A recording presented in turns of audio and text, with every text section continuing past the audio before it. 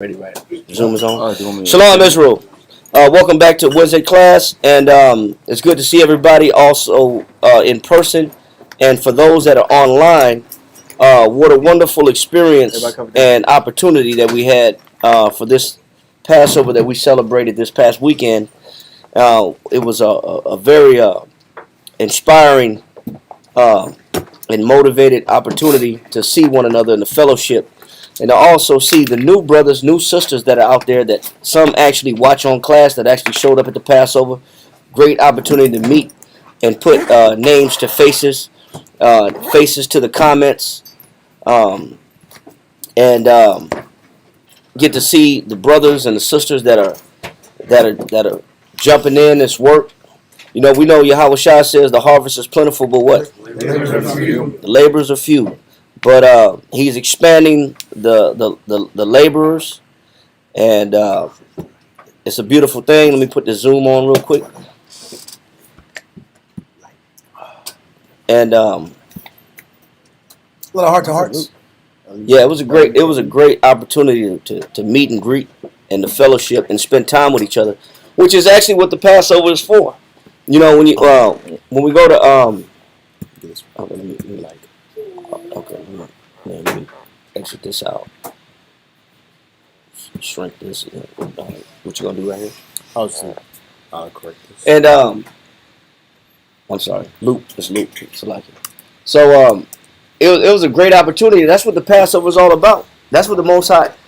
That's why the Most High has these gatherings, these holy convocations, so we can spend time and come out of the rat race, or come out of our own ideas and pursuits, endeavors, and put all that aside for a moment and spend time with each other. You know, the individuals that we fellowship with, they are the household of faith. They are believers in Yahweh Shai, in the Most High. So we gotta make time. And if you missed it this year to celebrate and fellowship with us, we will have another one for those that are local here. If you want to come down, we'll have probably another one coming up in April for the second Passover that we'll do. So which is it's already April. So in 3 weeks, as a matter of fact. So we're probably on the 21st. In 3 weeks, we're gonna do round 2. You know, which is gonna be wonderful. Yes, sir. The garments were beautiful. Oh my goodness, bro. The garments were outstanding craftsmanship, tailoring. I mean, no, I'm not knocking the sisters that put together. I remember my very first garment ever on a Passover, and one leg was shorter than the other. And I'm not knocking it, because you know we had some new sisters, you know, doing some new work, but I had one leg that was like a midget leg, and the other one was like a regular long leg. I had to wear high boots. That's funny. So nobody could catch it. But none of that was necessary this time around. For what I got, my first Passover, for what I'm seeing brothers had in this weekend's Passover was wonderful. Beautiful Passover, beautiful garments, beautiful outfits. I mean, it just shows you the amount of attention to detail that's being paid to these garments is increasing, and the quality and the craftsmanship, the materials, the colors that are chosen. I mean, just the way they intertwine. You can tell somebody put their spirit into what they're doing, and somebody's loving what they're doing. And so that's kind of like what we want to kind of talk about. That's why the class is called Passover Reflections, because there were some good things seen, and there's some things, men got promoted. Shout out to all the men, brothers that got promoted, both in New York, Houston, Virginia, San Antonio, as a testimony of their hard work and appreciation for their sacrifices. You know, those men were elevated in all those camps. Shout out to those brothers that took their soldiers test, that stepped up and are now soldiers, and more than just members and troopers. You know, they're ready and showing the Most High that they want a greater commitment in serving the Father. And for those that haven't yet, hopefully it was inspirational to step up in these offices. All right. So when I think about the Passover, what we experienced, kind of have to go to Luke chapter 5. Let's read this real quick. Let's go to Luke chapter 5, and let's start at verse 1. Luke chapter 5 and verse 1.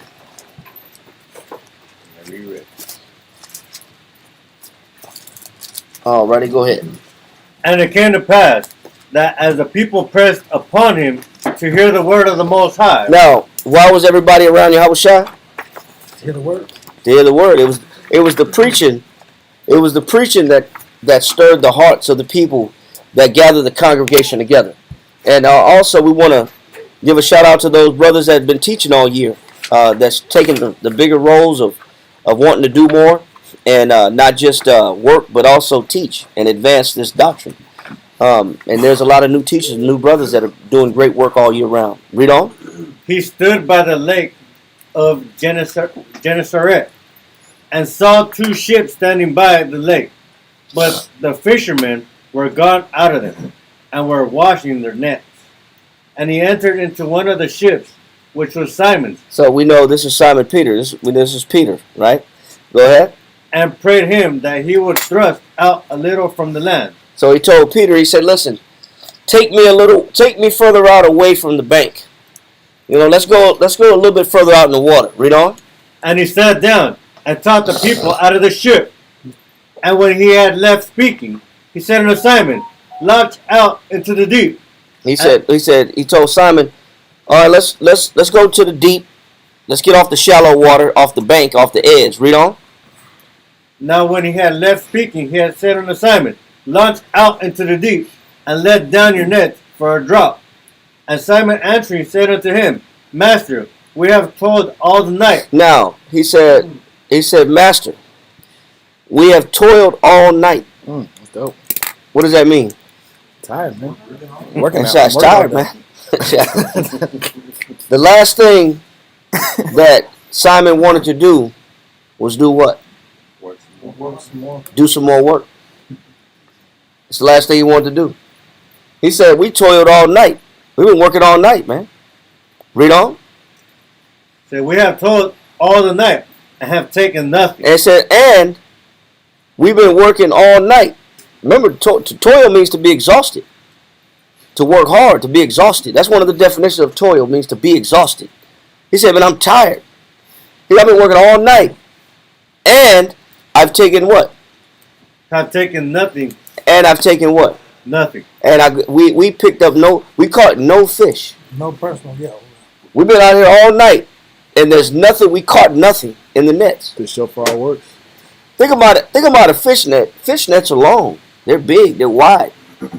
For you to catch nothing in a fish net, I understand if you fishing, you throw something out on a hook. You know, the odds may be against you a little bit. But to throw a fish net and don't catch nothing, I mean, not even a little shad, a little perch, a little guppy, a little minnow. So you caught nothing. At least a little minnow, you could chop them up and make more bait out of them. Yeah. You get cut bait, man. You know, make more bait out of them little fish. But he said, man, we've been out here all day and we got nothing. He said, what? And have taken nothing. Nevertheless. He said, now, how many of us can relate to that? He said, nevertheless, what? Nevertheless, at thy word. He said, listen, that word nevertheless means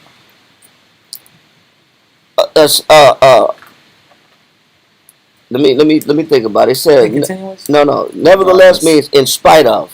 Oh. Regardless of. In spite of, or anything to the contrary. You know, so what Peter is saying is, I really don't want to do it. That's what Peter's saying. He's saying, you're asking me to do it. I don't want to go back to work. I've been working all day. The last thing I want to do is do more work. With no success. With no success. On top of that. I don't want to do it. He said, but because I don't want to stand in opposition to you, I don't want to be contrary to your will. That's why he said, nevertheless, in spite of the fact that I don't want to do it and go back out in this water, the other fishermen they're already washing, they're done for the day. They're washing their nets already. He said, but in spite of your word, so I don't stand in opposition to you, be contrary to you. Go ahead. Nevertheless, at thy word, I will let down the net. He said, I'm gonna do what? Let down the net. He said, I'm gonna let down the net. What does that mean? He's going to cast it back. They said, I'm going to follow you. I'm going to go back to work. Casting nets, you have to use, when you drop the nets, you have to use buoys. You have to use buoys that float. The nets get tangled up. It's tedious work because they get tangled. You have to let them out in succession. I mean, you got to sail a little bit, drop the net, sail a little bit more, drop the buoy, drop the net, and spread the net out. Yes, sir. So this was like before like fishing poles and stuff like that. No, fishing poles are still around. Oh, okay. But this is just, you're talking about, this is their business. Peter and Andrew were fishermen. This is the family business. Mm-hmm. So this is what they do for a living. So they got to catch these fish on a larger scale, bring them back to the market and sell them. That's the business. But he's saying that, man, the last thing Peter wanted to do was go back to work. But he said, because I don't want to stand in opposition to you. He said what?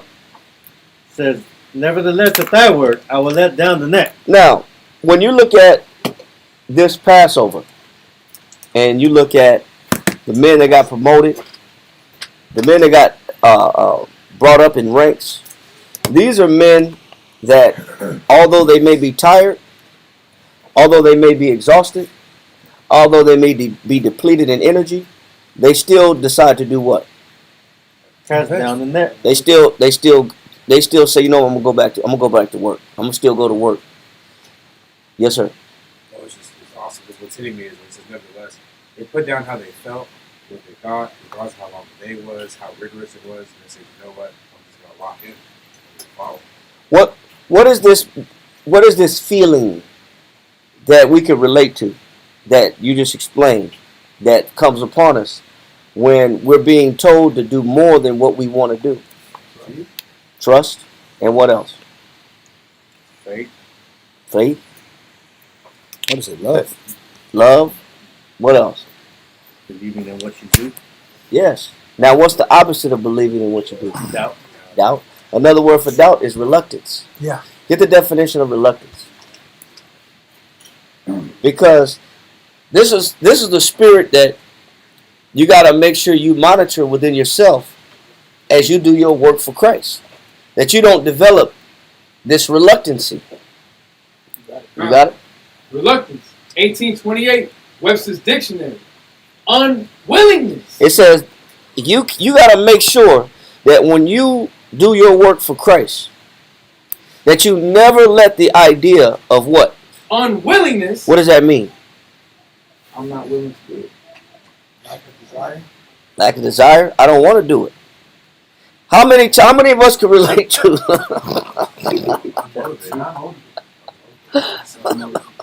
How many of us can relate to when you're called to do more? For the sisters that I right before Passover, some sisters actually stayed the night at the school. God. Yeah, They sold all night. Brother. I got to school early like the next day, like Yeah, bro. here early. Yeah. It's 5 o'clock. We was driving by for work. I'm like, whoa, it's still on, man. That's amazing. So these sisters didn't. It's sisters that made sure the garments were done to the point where they didn't sleep at all. Yeah. That's how dedicated they were to making sure that they finished what they were doing, and that the men and the children, the brothers, look astounding and uniform.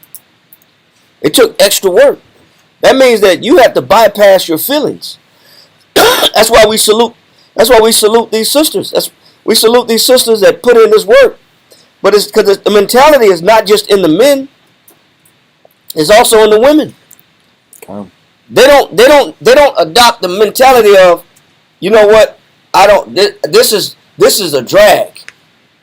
I'm starting to get this idea that I don't want to do something. You got to make sure that you never let that spirit in. You never let that spirit in you, in your mind, where you start to become unwilling. What else you got for reluctance? Reluctance. Great opposition of mind. It says great opposition of what? Mind. That's why Peter said what? Nevertheless. Which means to stand in opposition to, or to be contrary to. That's why Peter just went ahead and adopted that mindset and said, you know what? I don't want to be reluctant in what you're telling me. I don't want to develop this mentality of, or I don't want to do something because you asked me to do it. Even the most simplest thing, like push this boat out a little further and drop that net down one more time. Now, we know Yahweh Shai is teaching the multitude on the bank. He's got a purpose in the plan. Peter might not understand the totality of the plan and the purpose. He just is told to do a job and to execute a job. But he didn't want to make sure that this reluctancy was on him. What else you got? It says repugnance with to or against. So you got anything about to undertake battles? You got reluctancy? Shalom, shalom, family online that just online in comments. Good to see y'all. Wonderful time for that we had with your brothers and sisters online as well. I got that reluctancy after you finish your point. Mm-hmm. It should be a definition there that talks about not wanting to go to battle or war. You got that? Is it reluctance or reluctancy? Well, the one that I had, it was reluctant and reluctance. That's the one that I had read. Yeah, it says to undertake a war with reluctance. It says to undertake a war with what? Reluctance. So every day you go to work, it's a what? It's a battle. It's a battle. To get that 4 o'clock phone call, 3:30 phone call. You might want to switch it up real quick. To get that 3:30 phone call, 4 o'clock phone call, get the 6:30 phone call. How many of us do not want to acknowledge that phone is ringing and act like I got more time, or tell myself I don't feel like it? How many of us had that mind frame when it's time to go to school and you know you got to get the bus and you got to walk to school and you say, you know what, I can afford to be late. I have to tell you something. I can afford to be late. Yeah, I got some days off under my belt. I got some days off. I have good grades. I got time. This ain't gonna hurt me too bad. This ain't gonna hurt me. We try to quantify and measure the effort. We try to dictate and control our effort based upon how we feel. And this is a spirit that can come on anybody. It's a spirit that can be on anybody, male or female. Well, you just don't feel like doing something. But when you have a job to do, and the Most High is calling you to do work, then you got to go against those feelings. You got to go against that idea that, man, this is too much. Or I need a break. I need a break. I need some time. Or it's always work. It's always work. It's always this way. Yeah, it's never let up. It's always something to do. I'm always getting called. You know, the irony of it is, you know, when people don't call you, say, you know, how come nobody called me? I'm here. I'm here, man. How come nobody called me? I'm right here. What the hell's going on? What's going on? But when they do call you, don't want to do it. Where's the love? Yeah. So we got to make sure. He says, what's that second definition? It says unwillingness, great opposition of mind, repugnance. Yeah. He said great opposition of mind or repugnance means that's something that's disgust. There's a disgust that comes upon me when I'm being asked to do something. This is the feeling that we have when we do our work for Christ. Damn, they'll never give me no time. They don't think about me. What you got? No, I was just gonna say this weekend was a great example of that. Give me 1 Peter 4 verse 9, because we got some brothers get up at 4 in the morning. They got to work that morning before Rochester came down, Houston came down, Virginia came down. I remember it was a goal of a war to have everybody out by like 5 o'clock, 4 o'clock, if possible, so we can have time to kind of download and they go entertain the brothers. The spirit don't work like that sometimes.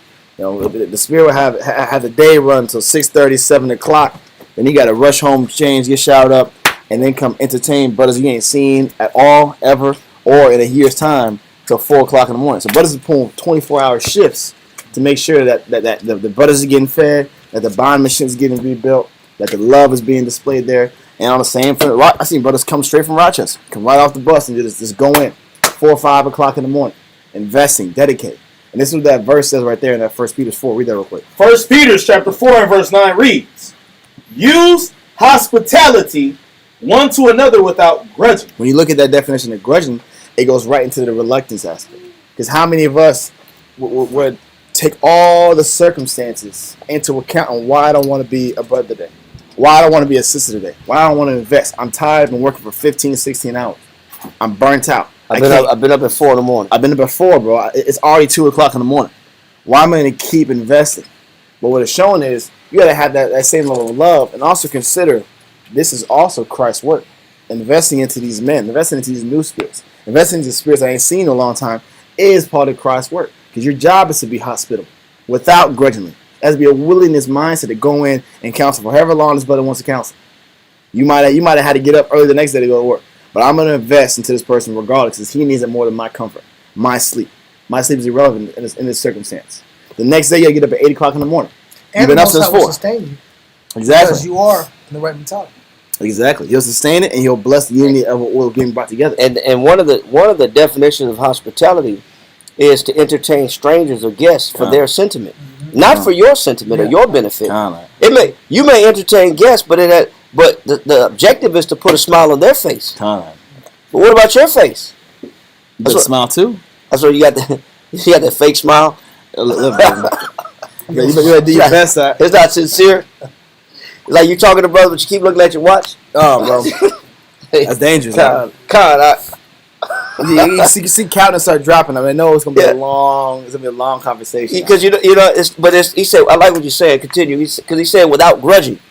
Because that grudging spirit is the one that's putting a time restraint in this counsel. Before you get in the counsel, look at your watch. Well, I got 30 minutes, and you stand by that 30 minutes. You might say you got 30 minutes, and that's fine. But that 30 minutes turned to 2 hours real quick. I saw it happen that night. But it's like, hey, bro, go. We got something to do in the morning. 30 minutes. I look up. I get my hair braided. It was like an hour and a half. They still counseling. I said, that's dope. Because regardless of what they had going on in their life, they put it in the back burner because that brother was needed. You could tell that brother was getting something out of that counseling. Yeah, I didn't realize what time it was. Brother, my little watch phone died on me by the time the battery died. We were still going. So we look up and you hear the chickens. The chickens was out there. Bro. You hear the chickens like 5 o'clock. I got them at 5:30. I said, damn, I didn't realize it was 5:30. And then brother, we was in the middle. We still was going. We still counseling. Yeah. At 5:30. Yeah. Or 5. Yeah. We just decided to cut it off. He said, but I love what you said. Continue what you said. Finish the scripture. That's beautiful. Yeah, read it from the top one more time. Come. 1 Peter chapter 4 and verse 9 reads. Read up verse 1, verse 8.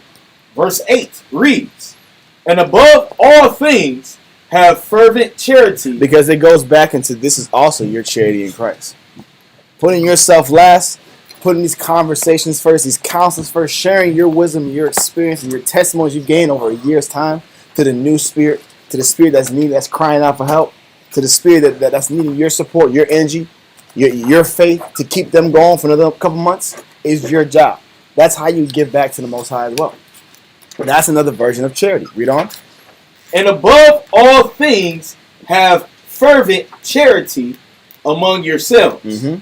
For charity shall cover the multitude of sins. If you have an idea or you want to know how I can get back in the good grace of the Most High, part of that is investing your time. Part of that is investing in your experience into another person. Imbuing your mind, your testimony, your life circumstances to help charge up or edify the next man. Especially when the situation calls for it. Like a Passover, like a gathering. Read on. Use hospitality one to another without grudging. Because nowadays that's not taught. Nowadays, if you're inconveniencing my time, if you're taking away from what I want to do in my life, you're an obstacle. You're an obstacle to be avoided. Society will tell you not the time is money. For us, time is everything. Time in developing the brothers, time in developing relationships, time in developing bonds is how we keep our camp strong. It's how we keep the brother camp strong because this is all we get. Sometimes we don't see these brothers for 2 times a year. So how often, how strong, how adamant are you to develop and establish these bonds when you only see them for a short period of time? Same with sisters. Same with sisters. Con.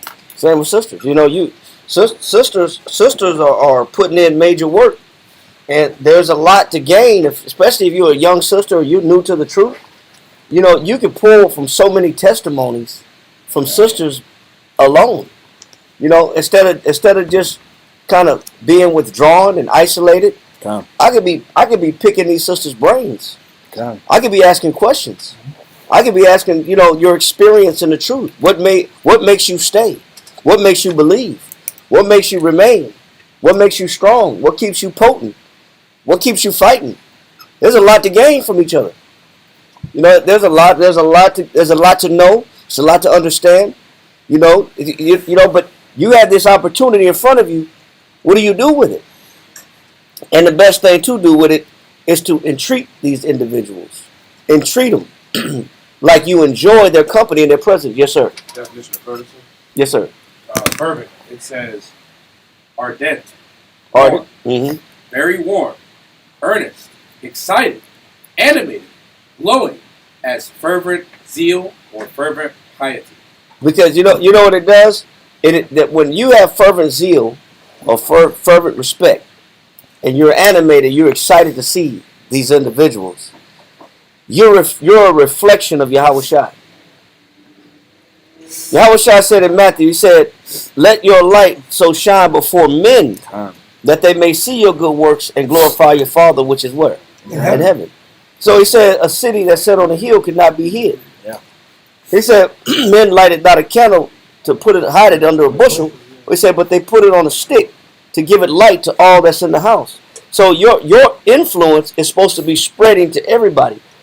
People are supposed to feel your presence. Yeah. You're not supposed to be withdrawn. You're not supposed to be isolated. Okay. People are supposed to feel your presence. They're supposed to acknowledge it and recognize that there's a piece of Christ in you. And that piece of Christ in you is supposed to glow and emanate so that they can be inspired. Yeah. That's inspirational. That's an opportunity. But what we do is we grow with this spirit of reluctancy. Yep. Now, I've been working all day. I'm tired. Or it's just about me. Yeah. I don't want to come out myself because what is benefiting me. Exactly. When the goal of being present is to benefit others, which is obvious, right? But at the same time, what we don't understand is that the conversations you have and the positive impressions you leave, people are feeding off of that. And they make that a part of their foundation for years. It be conversations we had 5 years ago that brothers still bring up. The minute time I talk about, I'm like, it's been 5 years ago, bro. In my head, it's been 5 years ago. Yep. But the brother remembers the conversation like it was yesterday. Because that's the only time they get to really spend with you. Yep. Or the conversation had extreme impact. It might not have impact to you because a lot of times we take the scriptures we get for granted, counsel we get for granted, and the classes we get for granted. Yeah. But you don't understand the value of your experience. And The value of the impact. opportunity. Yes. Impact that your experience has on other people. That your experience, your positive experiences, and your positive successes in Christ become a part of their reason to keep serving for years down the line. You know, I'm not gonna say no names, but a brother said, you know what? You know, brother had left, came back in the camp. He said, you know, I'm gonna be frank, I'm gonna be sincere. He said, all the men that I was in the camp with prior to, these are all new men. I don't recognize these men. I don't know these men.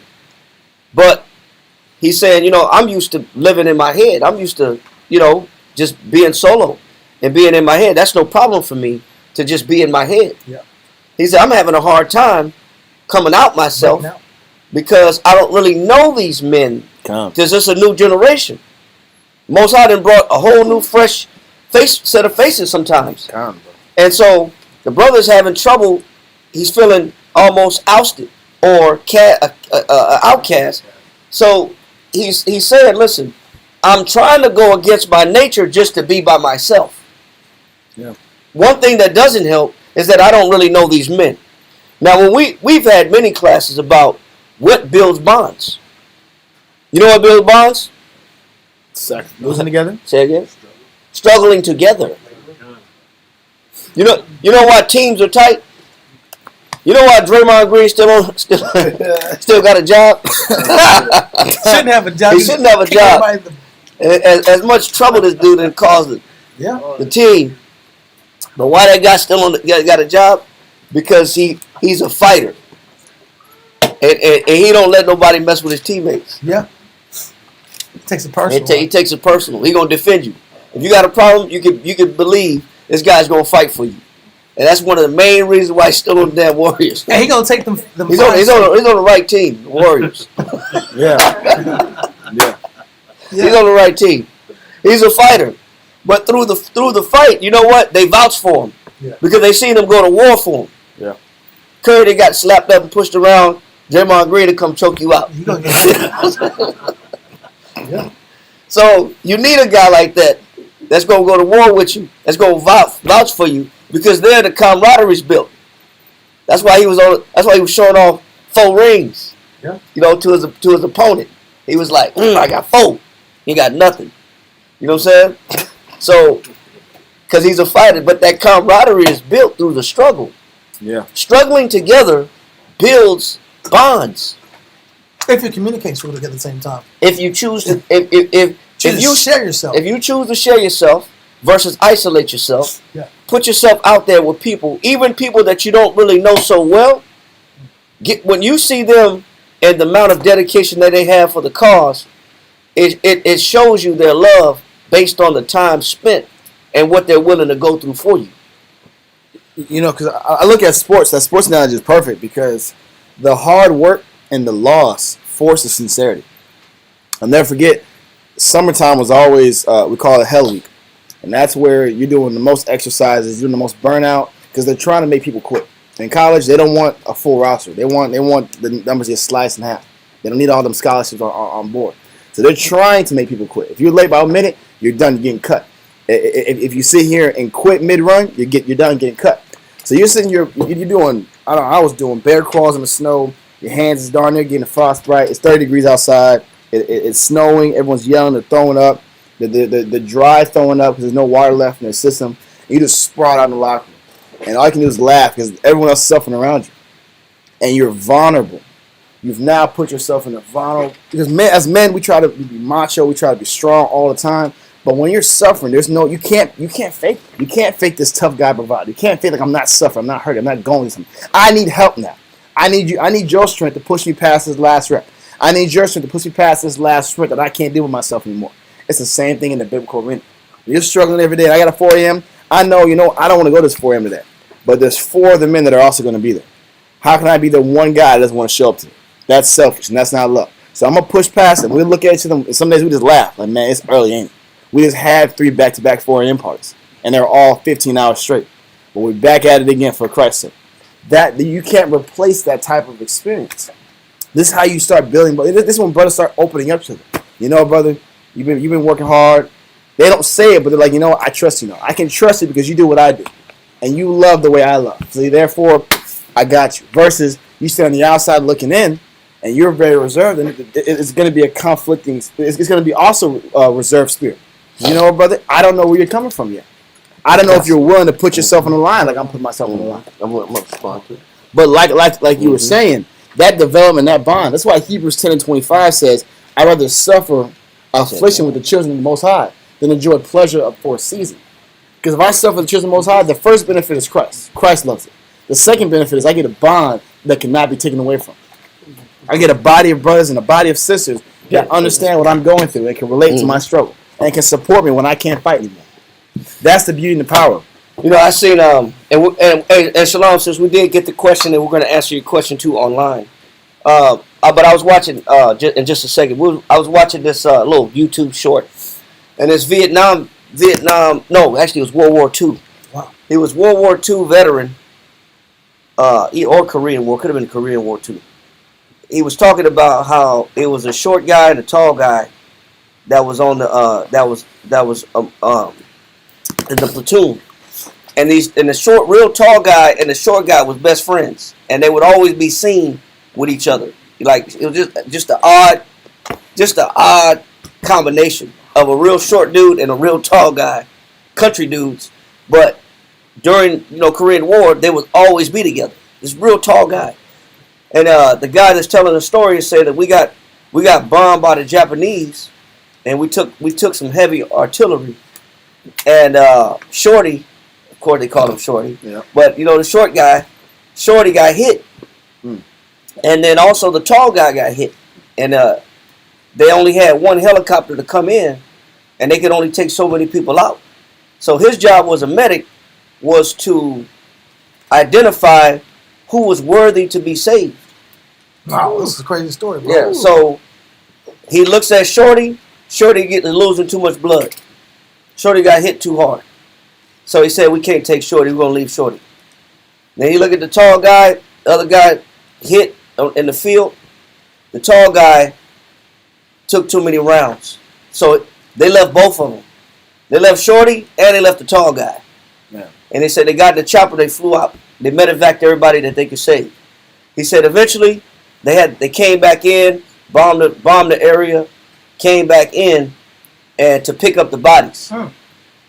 And he said when they came to pick up the bodies, he said that one of the guys who was pretty much pronounced dead had crawled over 25 feet to the other guy's body, laid his hand on his chest, and died.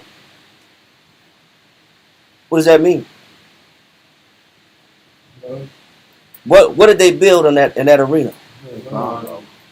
What did they build? What did they build in that arena? That arena of war. They built the brotherhood that was inseparable. They built a brotherhood that was inseparable, even in death. Even when they was both abandoned in the field full of bullet holes, the one said, "I'm not gonna let the other guy die alone." So they died together. When do you see those bonds built? They come through what?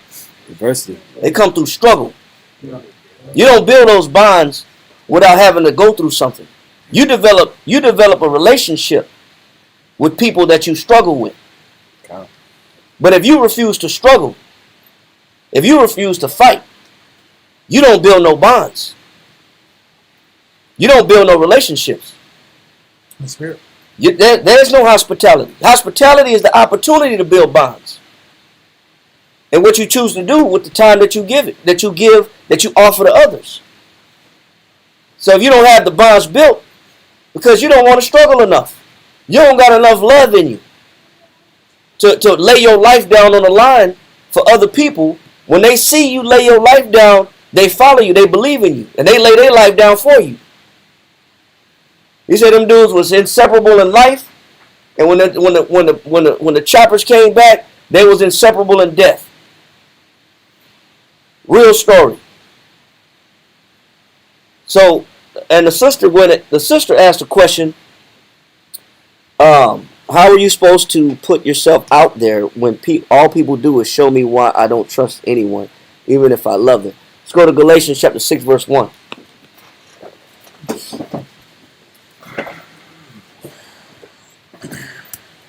Galatians chapter 6, verse 1. Because bonds are not easy to create. Bonds are not easy to create. Somebody's getting Ephesians 4 and 2. Bonds are not easy to make and build, but it takes a sacrifice on somebody's behalf in order to build a bond. Read this. Galatians chapter 6, verse 1. Brethren, if a man be overtaken in a fault. If there's a fault, if there's an issue between people, if there's a circumstance that causes people to divide themselves, if there's a situation or a condition that causes a breach in the fellowship. Read on. Ye which are spiritual. It says one person got to be what? Spiritual. It only takes one to be spiritual. Who gonna be the spiritual one? If there's a divide, even amongst a relationship, one of them got to be spiritual. Only by pride cometh what? Contention. So what does that mean? That means if you got two prideful people, There's no resolution. there will be a contention. There will be a fight. If you got two prideful people, there will be struggles. There will be no struggle if at least one of them displays something. What is that something? Read on. It says, "Ye which are spiritual, restore such in what? In the spirit of meekness." What is the virtue that you apply to every scenario where there's a breach in friendship? Meekness. What is the virtue that you apply every time there's a gap or a difficulty in communication and understanding? Meekness. So what is the spiritual virtue that you got to keep handy in your pocket at all times to be able to quench division? Meekness. Meekness. How do you reestablish bonds? Meekness. Meekness. And what do you do with the meekness? Read. Go to Ephesians 4 and 2. Ephesians chapter 4 verse 2. I mean Philippians 4 2, I'm sorry. Philippians chapter 4 verse 2.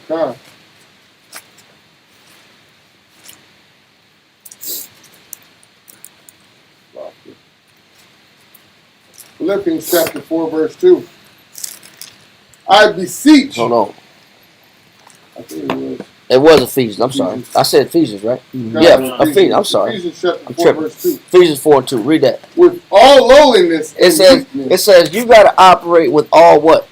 with all lowliness. So when if you want to build the greatest bonds with people, even though there could be misunderstandings, or even if there are divisions, because people are different. People have different ways, mannerisms, mode of operations. Everybody's not the same. And generations. Yeah, and generations, communication, the way they speak, talk. There's things that you understand, things you can catch. You may take their way of talking offensively. It's all. You think they're stepping on your toes. It's all kind of. People are insecure, so they analyze everything that comes out of your mouth as an offense because of their insecurity. There's all kind of things that can cause divisions. But how must you operate if you're going to be the spiritual one? You're going to do what? How do you use the meekness? It said with all lowliness and what? And meekness. Go ahead. With long suffering. It said what must you do should you quit on these individuals? With long suffering. Should you stop being around them? With long suffering. Should you put yourself at a distance with them? With long suffering. Should you say I'm done with them? With long suffering. Do we know what that really means?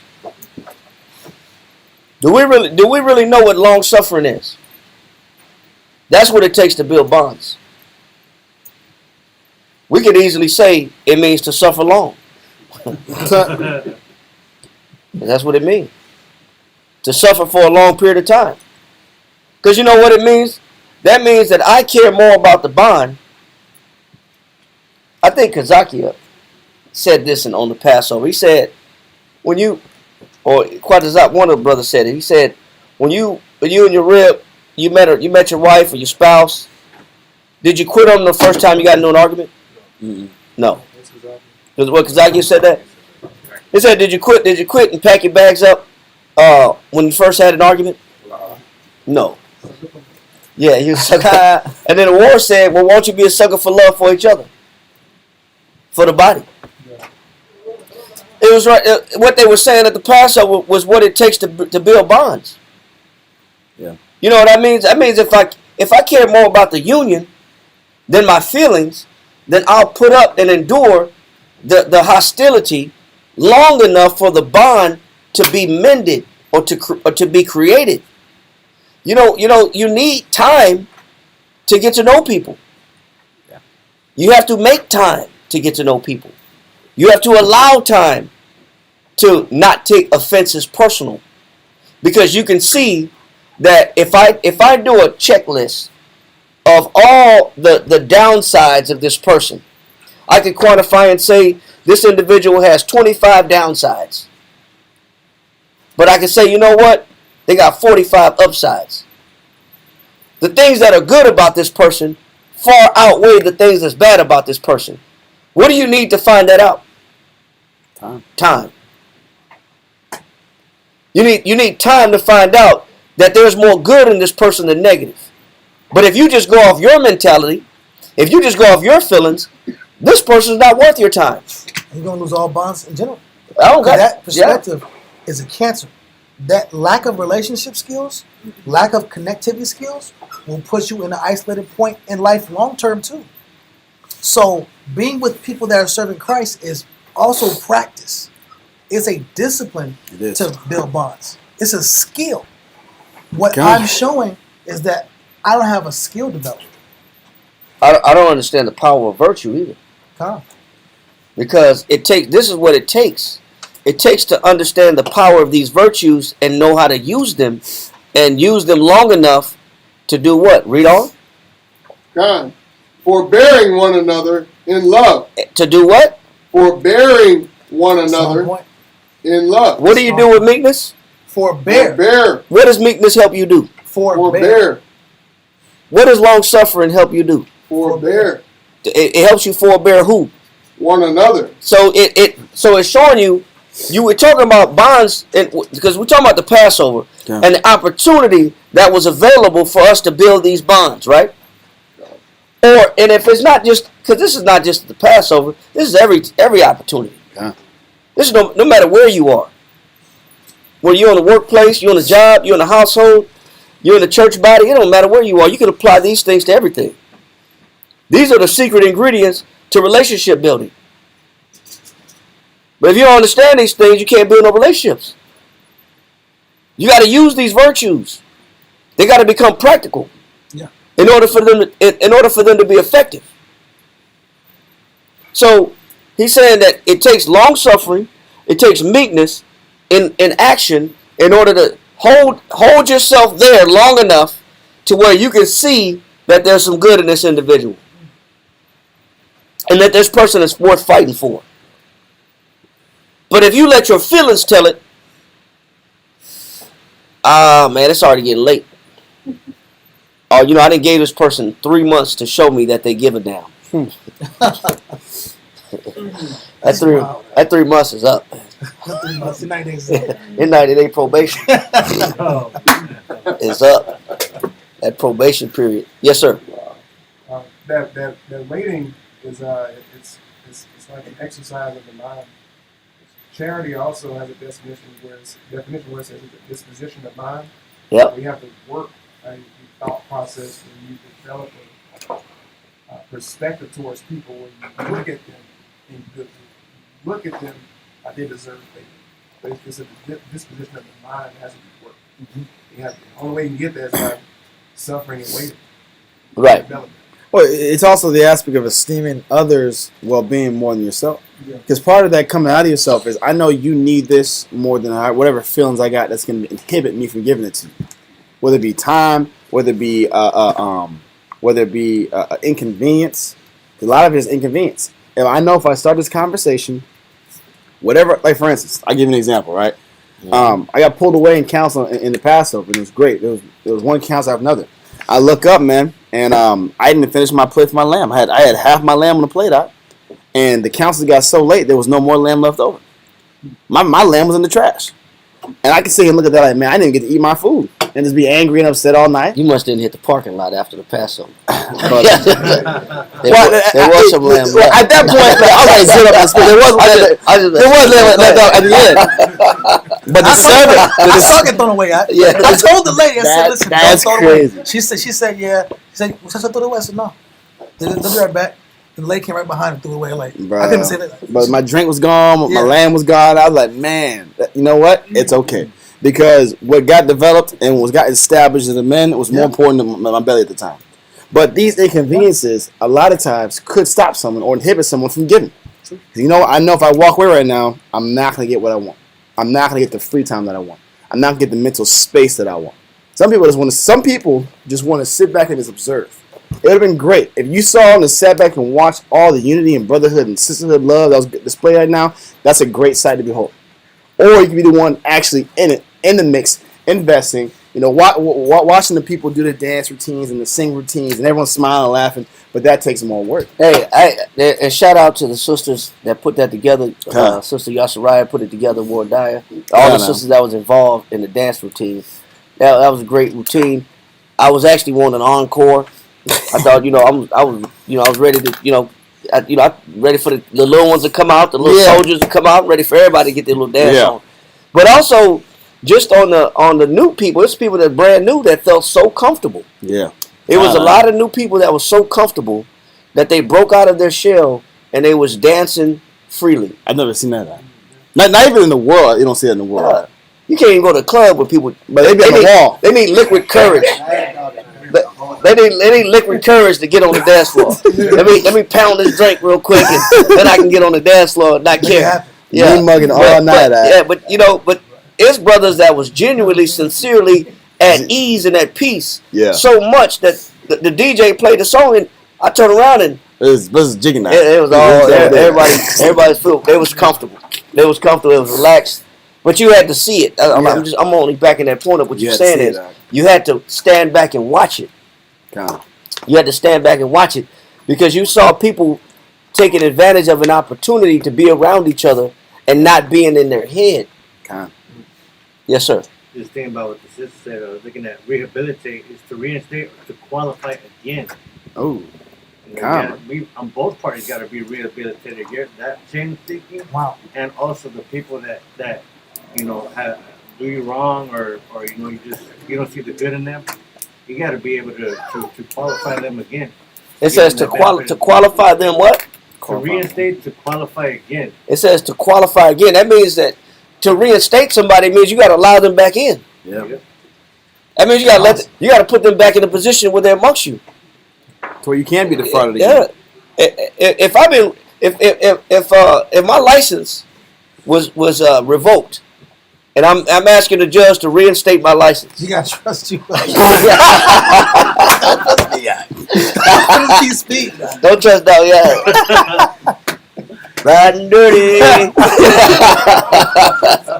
God's blessed me. Now we out rolling faith on every opportunity. That's how I keep my practice going. The spirit. The spirit. Tip the Lord. How am I gonna tip the Lord? I'm just joking. Now y'all say I'm gonna go 6 months with no insurance, see what happens. God's gonna take care of me. He's gonna take care of me. Oh my goodness. No, but if the judge gonna reinstate your license, he gotta see some good works. He gotta see something. You take a driver's course, something. Or you gonna take a shot that you rehabilitated, that you're a rehabilitated driver. Yeah. Have you learned your lesson? Yeah. Okay, I'm gonna give you another chance. I'm gonna reinstate your license. More shot. I'm gonna give you another chance. But there's a lot of people that have license been revoked permanently. They got enough chances already. They're just gonna be continual, Uber Kings. DWI. Yeah. The DUI. They're just not gonna stop. Yeah. You just gotta take them permanently. But you know what it takes for us to deal with each other, you gotta reinstate that individual that you feel like they're not worthy of your time. Or, you know what? Or you may take the idea that I don't know what I'm doing. Go to Jeremiah real quick, chapter 1. Give me Jeremiah chapter 1 and verse 5. Yeah, hold Ephesians. Let Ephesians go. Okay. No, finish Ephesians first. And then read verse 3, and then we'll just go to Jeremiah. Finish that. Ephesians 4:2. With all lowliness and meekness, with long suffering, forbearing one another in love, enduring to keep the unity. It says endeavoring. Slakia. Endeavoring to do what? Endeavoring to keep the unity of the Spirit in the bond of peace. What does it mean to endeavor to keep the unity? What does that mean? Somebody use definition. Somebody bring them up. What does it mean to endeavor? Is it something that's easy to do? That's what I want to find out. Is that an easy word? It's a long word, but is it easy to comprehend? Is it easy to do? What does it mean? Endeavoring, 1828, Webster's Dictionary. Making an effort. It says you got to make a what? Make an effort. What does it take to put yourself out there? When people show that they may break your trust, they may violate your trust. What does it take to reinstate trust with people? Effort. It says you have to endeavor to do what? Making an effort or efforts, striving. The same. Strive means to fight. What does it take to work with people? It takes a sincere fight. You got to fight to keep bonds together. People don't stay together just because they like the way each other look? No, no, That's bro. uncommon. That's Disney. Your food is so good. That's delicious, huh? Listen, man. You said Eddie Murphy, right? He said all you gotta do is for a man that's supposed to have food in the pot and he'll come home every night. Nah, it don't work like that. You know why? Because the scriptures say the wickedness of a woman darkeneth her countenance. Yeah. That means a woman could be attractive, but her behavior ruins that attractiveness. It darkens and robs her of that attractiveness. It makes her unattractive. So it doesn't. It looks her irrelevant. It's vanity. So all these things are vanity. If there was an artificial element that kept you and somebody together, it ain't gonna stay together too long, because is it gonna endure the test of time? The thing, what it takes to build bonds is you gotta utilize virtues. You gotta use patience. You gotta use temperance. You gotta use long suffering. You gotta use meekness. These are virtues. You gotta have justice. Justice means I am gonna treat this person with equity. And you gotta be fair to people. That's what fair. Because That's what equity is. The fairness of some people have unfair policies in relationships. Yeah. Right. Where it's like 80% take, 20% give. Yeah. Yeah. That's an inequality. So you got to have justice. All these are virtues that's necessary for bond building. Read on. You want me to finish? Finish the definition. Endeavoring. Yeah, endeavoring. It says striving, essaying, or attempting. Attempting, man. You can't stop trying. You give up too easy. You quit too early. You just don't like something and you just say I'm out. Well, guess what? Everybody can do that. Everybody can just say, you know what? There's something about you I don't like. I'm out. Yeah. But that's not what you hear from couples that's been married for 50 years. True. That's not what you hear from grandma and grandpa who met in high school. You don't think they had their issues? They don't even keep. I'm praying for you, baby. That's what they're gonna tell you. Yeah. Me and your grandfather praying for you. You know what I'm saying? They already know what it takes to work together and make it. You don't. I just say I'm praying for you, baby. That's all I can do. That's all I can do. Because you don't understand. Yeah. You got to hang in there, baby. Close your mouth. It's a real thing. Grandpa gonna say, keep a job, boy. Yeah. Stop being a bum. Be consistent. Be consistent. Take care of your household. Stop looking for a handout. Get your ass out there and work. Get out there.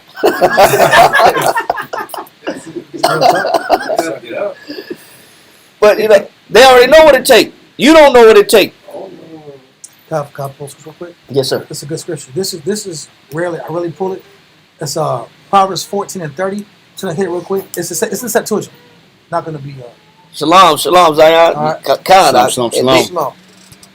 It's in Septuagint, so I'm not going to be really in the scripture like that. It says, "A meek-spirited man is a healer of the heart, but a sensitive heart is a corruption of the bones." Of what? Say, read that one more time. That's powerful. It says, "A meek-spirited man is a healer." So a person that uses meekness or long suffering or patience is a what? Healer of the heart. I don't have any connections. I don't have any bonds. Nobody wants to be around. Where you get that from, buddy? Septuagint. You put me on game back in the day. I just read it. I know, but that's too heavy right there. That's too beautiful. This blew me away. That's It beautiful. blew me away. Man, y'all better write that down. I'm finna write that down, man. Proverbs 14:30 in the Septuagint. Let me get Out of that. this world. Hold on. I'm up here. Out of this I'm world. pen that. That's wonderful, lot. That's right. Yeah. Let me, Proverbs 14:30. I'm gonna be honest with you. Can you please spell Septuagint? Because I'm not. Hey. Septuagint. Sept, like September. Oh, S-E. Septuagint. Yeah, Septuagint. Septuagint. SEPTUAGINT. UAGINT. and that's Proverbs 14 and 30. That's wonderful, lot. Yeah, this is like one of the most potent for me. I've always like this is like something to live by. It's very important. It says a meek spirited, meaning mentality. Man is a healer of the heart. The purpose of being in a relationship is to heal the other party. That should be my goal. That's the goal of a bond. Is that both parties mutually heal each other and restore faith in the collective, faith in unity, faith in brotherhood, faith in biblical service towards one another. Read it Faith- one more time, Heals the bro. heart. It says, a meek spirited man is, that means he's filled with meekness. yes, is a healer of the heart. You need people like that to know that the Bible works. When no one plays the meek game, the people that are less developed don't ever see the Bible works. The disconnection keeps them adverse in the way and isolated, and they don't end up believing the scriptures because they read it on an academic, informational level, but they don't experience it because they haven't exercised the meekness enough to trust and have an actual realistic experience to know that the Bible works. Reading the scriptures and hearing the scriptures is one thing, feeling it and experiencing the process of it is another. Testimonies. Getting a testimony, you just need one testimony to believe. So one brother out maybe a year and a half ago. You need one testimony to believe. Yep. That's what a mustard seed is. So that bond, it says, a meek spirited man or woman is a healer. It takes that kind of virtue to heal their own heart too, not just another person's heart, your own heart. If people say I'm broken, I've been let down, then that means that my meekness hasn't developed past my pain. There's a ratio. There's a meekness to pain ratio. Yes, sir. Definition of healing. Yeah. It says he or that which cures or restores to soundness. Soundness means to be firm. Soundness means to be whole and complete. Yep. How many Israelites say I'm broken? When you say I'm broken, what you're saying is my meekness hasn't surpassed my scars and my suffering and the loss I've had and the nature of the offenses I've collected. Right? Read it, keep reading. Well, I'll just say it again. It says Proverbs 14:30. So Yeah. a meek spirited man is a healer of the heart. So when you practice meekness, you're not only healing the other person, but you're healing yourself. It's really beneficial to you to practice meekness. That's beautiful, bro. That's the first part or aspect of the scripture. Then the second aspect of the scripture, the second part of the scripture is mind-blowing. It's going to show you why people don't get past their broken nature with people. The why is the second part of the scripture. Read it. I'll read it. It says, but a sensitive heart. A sensitive heart means a person's over-sensual, over-emotional, overly affected, overly affected by the conversation. There is almost, what's another word for over? Huh? A person's hypersensitive. Hypersensitivity, we can change the word sensitive heart to hypersensitive, right? That's what it is. A hypersensitive mind, where everything affects you, makes you. You know a person's hypersensitive because every word you say creates a different chain of reaction, of emotional reactions. My emotion, you should have at least 3 emotions a day. When you're having 7 to 10 emotions per day, that's hypersensitive. So a hypersensitive heart is a corruption of the bones. Why? Yeah. It's impossible for a person not to offend you. Because that's why I said offenses shall come. It has to come. Because everybody's practicing communication. Everybody's practicing brotherhood. Everybody's practicing trying to hide their weakness, and that weakness comes out. And it's fear. Yeah. Fear also rules people. Because So I'm afraid to actually trust. I'm afraid to trust. So I'm even that much more sensitive to rejection. I'm looking for you to reject me, so I don't have to exercise this meekness anymore. I'm done. So a sensitive heart or a hypersensitive heart is a corruption. What does corruption really mean? It's going to break something down. So when you say hypersensitive, you're talking about somebody that's easily offended by what you say or do. Everything offends me. Facial expressions offend me. Body language offends me. Words offend me. Word selection offends me. Tone offends me. You look me in the eyes when you said that. or you did say look in the eyes. You look in the eyes and you hurt me. Or you're talking too loud. The tone, if it's too with brothers, it's too much bass. Or why are you talking to me soft? Huh? Think I'm weak? Like if I talk to you, are you good? Oh, you think I'm weak? Are you good at? Why are you talking to me like that? Like whoa! How am I supposed to talk to you, huh? You got too much bass. You're too high. You're too direct, or you're not being a man. How come you don't just tell me straight up? You don't just tell me straight to my face. When I tell you to your face, you can't take it. That's a lot of people. That's a lot of us. That really is a sign of an oversensitive heart. Yep. Yeah, your sister had a question, right? Yeah. Yes. Yes.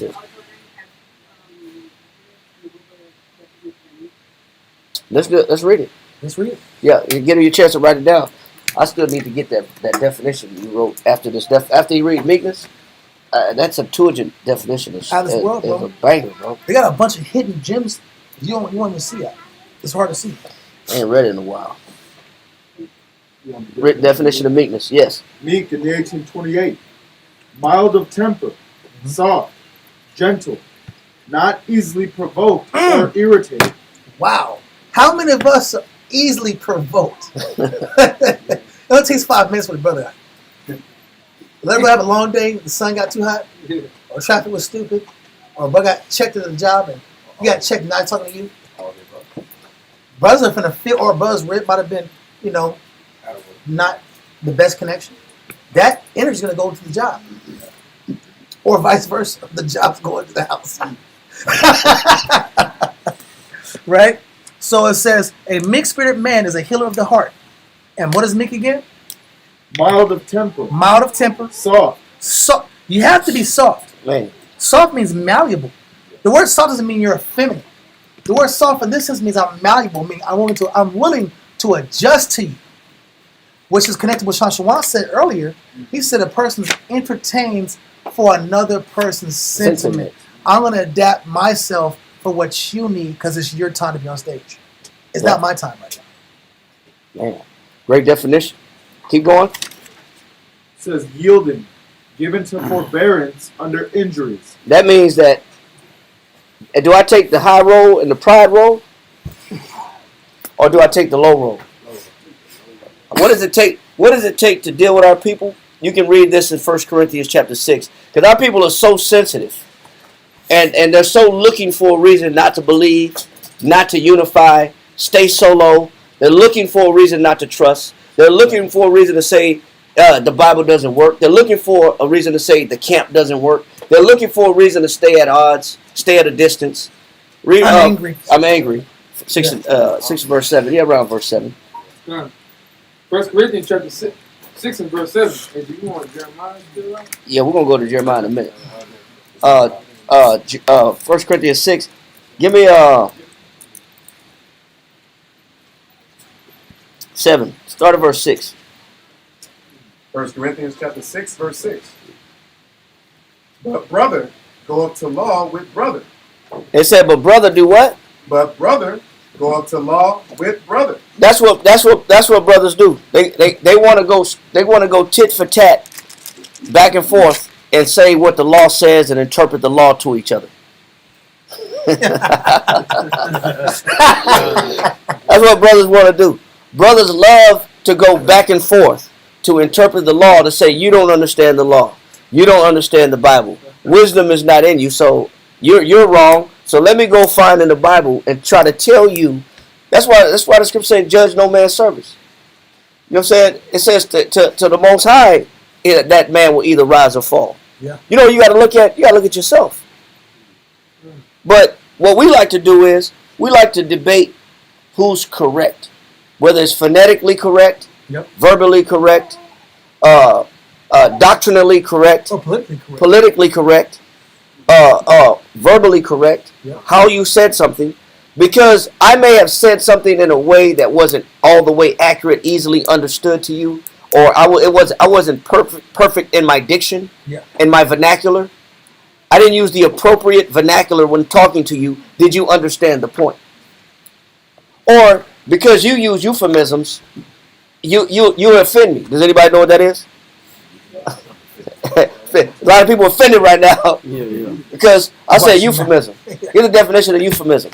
Because some people because all the euphism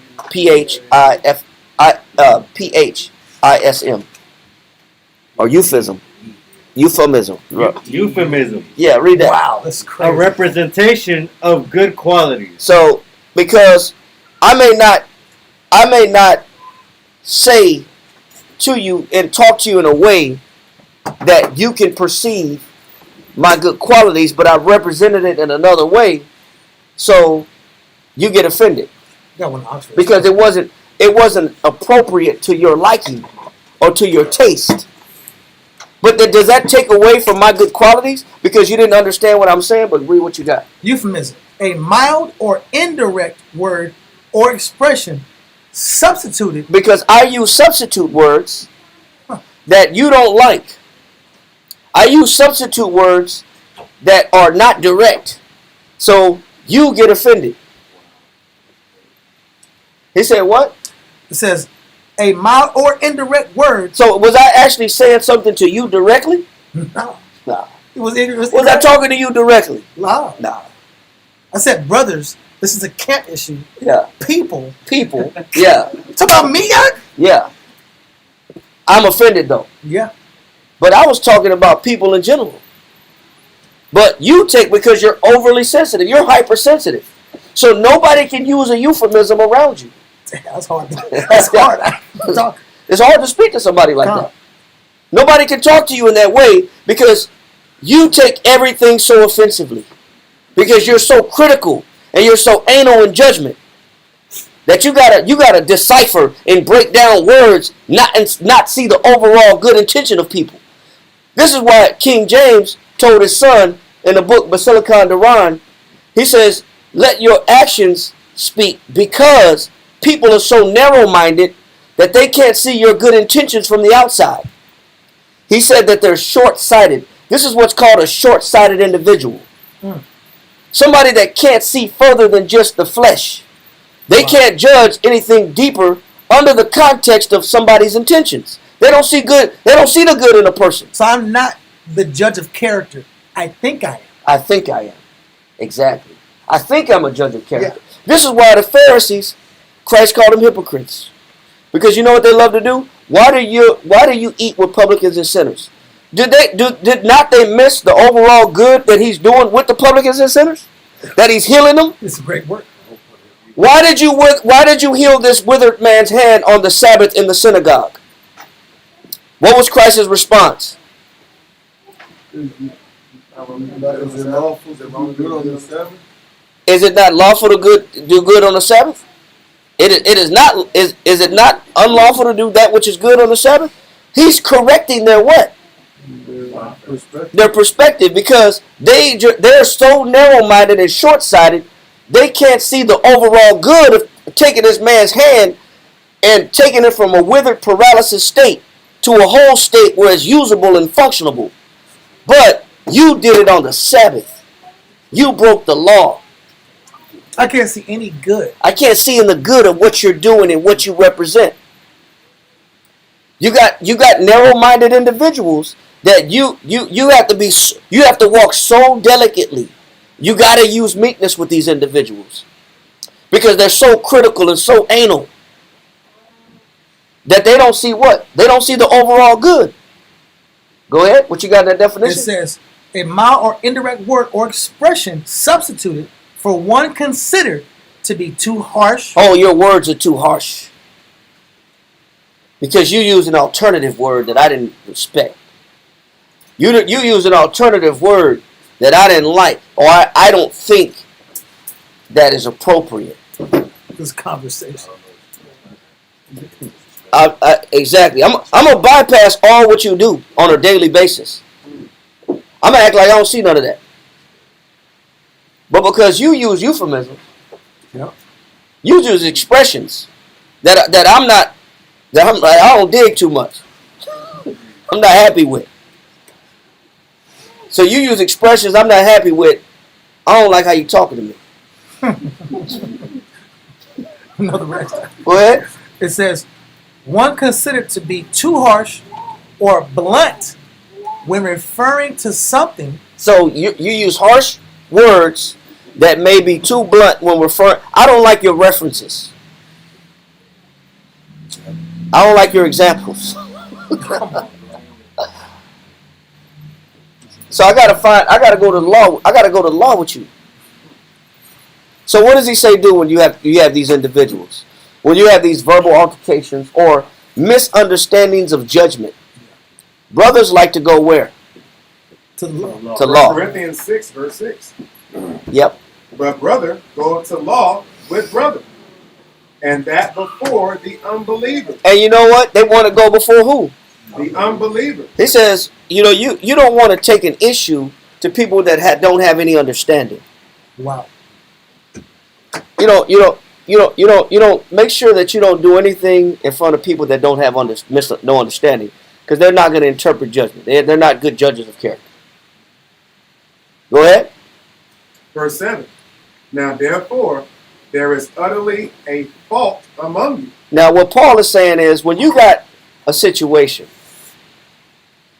where you are so critically analyzed because people are they have shallow judgment, they're narrow in their judgment, they're critical in their analysis, and they're sensitive in their emotions. What is the best thing to do for these individuals? Read. Now therefore, there is utterly a fault among you, because ye go to law one with another. Why do ye not rather take wrong? What the Bible says, it's best for you to do what? Take wrong. Because they're so sensitive, they're so narrow-minded, that it's best to do what? Take wrong. Take wrong, man. So I apologize. You got it. It's all you. You win. So You got it. You got it, bro. Won. You won, bro. Victory to you. Flawless victory. Flawless victory. 1000% accurate. I'm wrong. You win. Read. Why do you not rather suffer yourselves to be defrauded? Now, if you want to know what meekness look like, this is what it means. In practice. Defrauded means to be cheated, take advantage of, or be wrong. There's nothing wrong with you being wrong.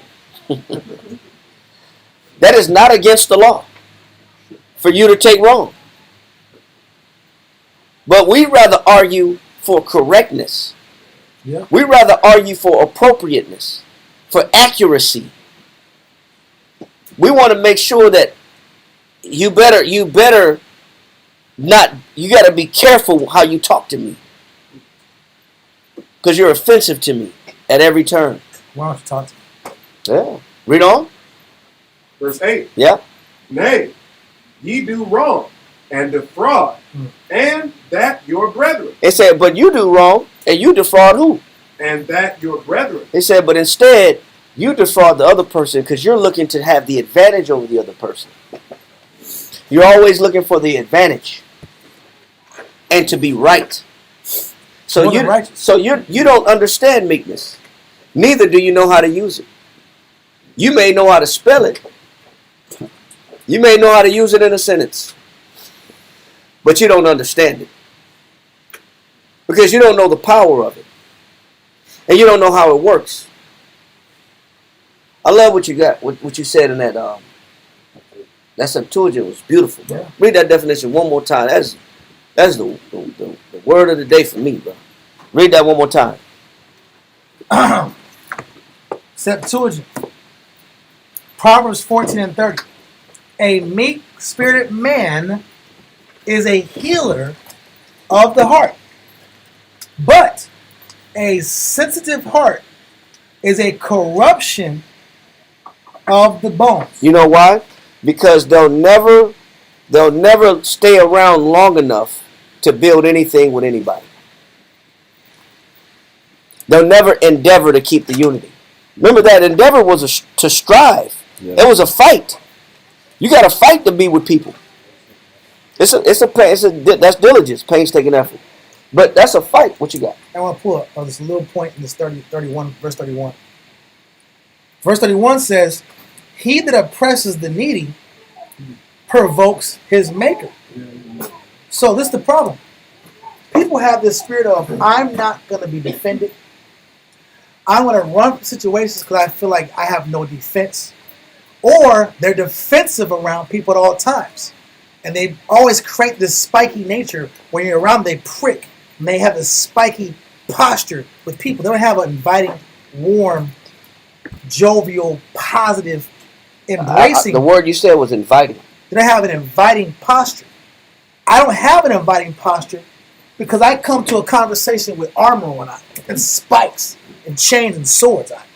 Like, are you an enemy or are you a brother? I see you going to the so-called devil that the Bible speaks of, and you got chains and armor on. You're in his environment, rocking that. But you're around an Israelite brother out in your own camp out or in your own family. You gotta have 10 shields on, like you're supposed to fight Goliath or something like that. You got all this protection around you, like Saul had offered to David that he rejected. The scripture says you're supposed to wear the armor of faith. That means you want to battle. Why am I coming to brothers with all this armor on? Like I'm battling my brother. You're in this defensive posture. So verse 31 says, "He that oppresses the needy provokes his maker." What does that really mean? The maker is who? Who's the maker of men? Most High. So who gets provoked if someone's really oppressing you? If someone really is hurting you, who's going to defend you? Do you believe that? A lot of us think we have to defend ourselves, protect ourselves, fight for ourselves, stand up for ourselves, and be these hard people to be around. Because I got to do it for me. I got to protect me. That really means you don't believe the Most High is going to protect you. The Most High is going to defend you. The Most High is going to sit here and state your case or show that you're right in the long run. So I'm just saying, I'm just showing that people come with these oversensitive hearts. They're expecting to be taken advantage of before this event even happens. You might have had a blessing. You might have won a brother. You might have won a sister. You might have got some wisdom. You might have got a good experience. You might have got. They might have had a heart to heart. They might have shed tears and opened up with you. But instead of getting that moment that you needed to have a real friendship, you forsook that because you imagined them offending you. Or you just kept the defense, you kept your guard the whole conversation, or the whole experience, or the whole gathering. Or you wouldn't apply meekness to establish the relationship. You didn't let, just like you need time to make a cake rise. Yeah. Cake don't rise because you want it to. It takes time to heat. The certain temperature got to be right, and the cake will rise. And you leave it in there. Don't open the oven. Don't let the heat out, and the cake will rise. Well, making a cake is the same way as building bonds. You got to have the right ingredients and put it in there for the right amount of time, and you can't rush it. If you rush it, it doesn't set. It doesn't set correctly. It's flat and gooey in the middle. But that's how people are with relationships. They want to rush the relationship. Now you're supposed to be treating me like this. You're supposed to be talking to me like this. You better be loving me like this. And you need to put a lot more time in and remove your expectations. Allow meekness to take its course and to settle in so that this person can get familiar with you. And then they can automatically give you the benefit of the doubt. When it's not automatically you're the guilty party. Because that's how people come into a relationship. Soon as something wrong, oh, that's you. Oh yeah, I see how you operate. Yes, sir. I was gonna say you correlate that with the evil suspicion. Yes, absolutely. Yeah. Thank you. And that's exactly what it is. Yes, sir. I just have it. Read it. So Ecclesiastes chapter 3, verse 24. You got to read louder. For many are deceived by their own vain opinion. It said, for many are deceived by what? Their own vain opinion. Go ahead. And an evil suspicion. It says if they have a vain opinion. That means they have an opinion that's not based on anything, because they're not masters of building bonds. They're not masters of friendship. A lot of times they don't got no damn friends, but yet they have an opinion. They never build a successful relationship, but they have an opinion about how the relationship should be. but they've never built one that lasted long or works. That's why I use the grandma and the grandpa analogy, because they built something that they understand. They have an understanding where they can weather through certain things and not be so offended at each other where they're done and quit on each other. It's tried and true. It's tried. It's solid. But what we come into is situations where, if based on my opinion, if this isn't how I think it should be, immediately I'm gonna start acting out.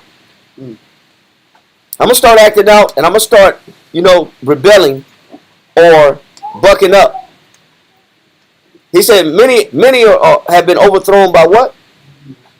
Have overthrown. Okay. An evil suspicion have overthrown their judgment.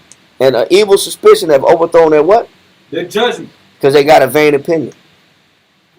So where are people most likely misled at?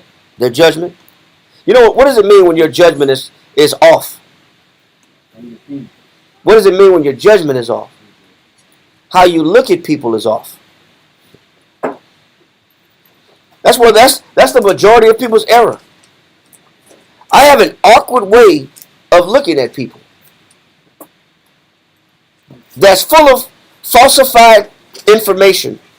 It's filled with love stories, romance novels, TV shows, All My Children, As the World Turns, General Hospital.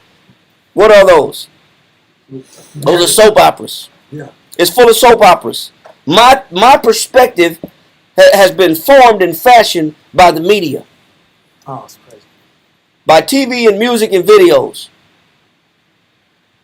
Music shapes my perspective of people.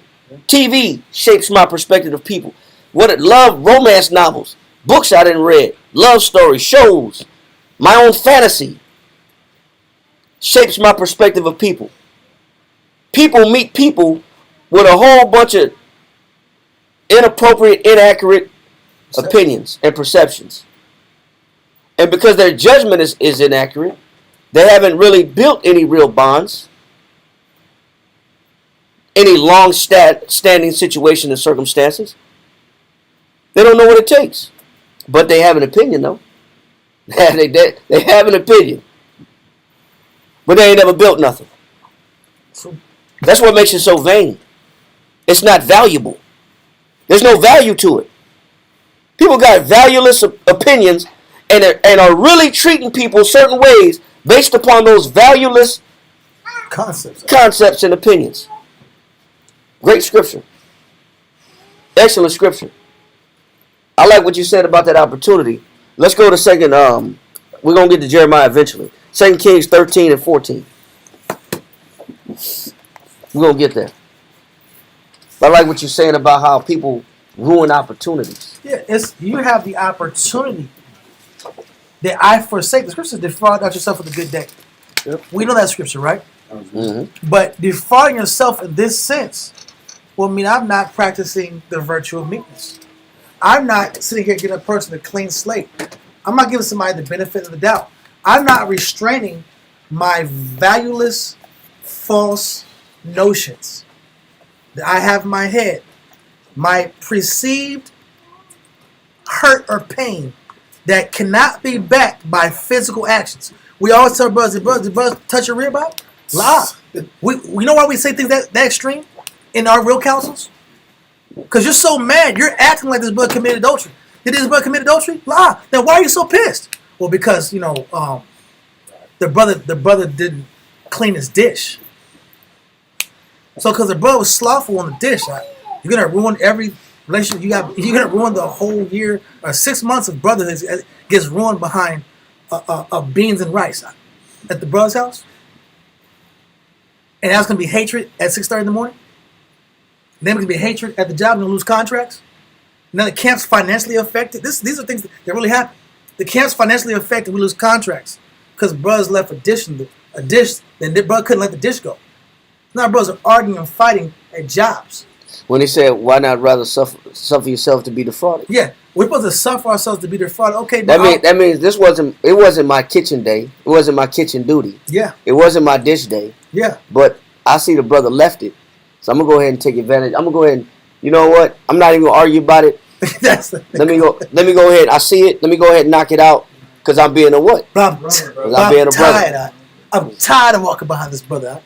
Yeah. I'm tired of cleaning behind this man. Then you're not endeavoring to keep the unity. Because the endeavor to keep the unity is a fight. Huh.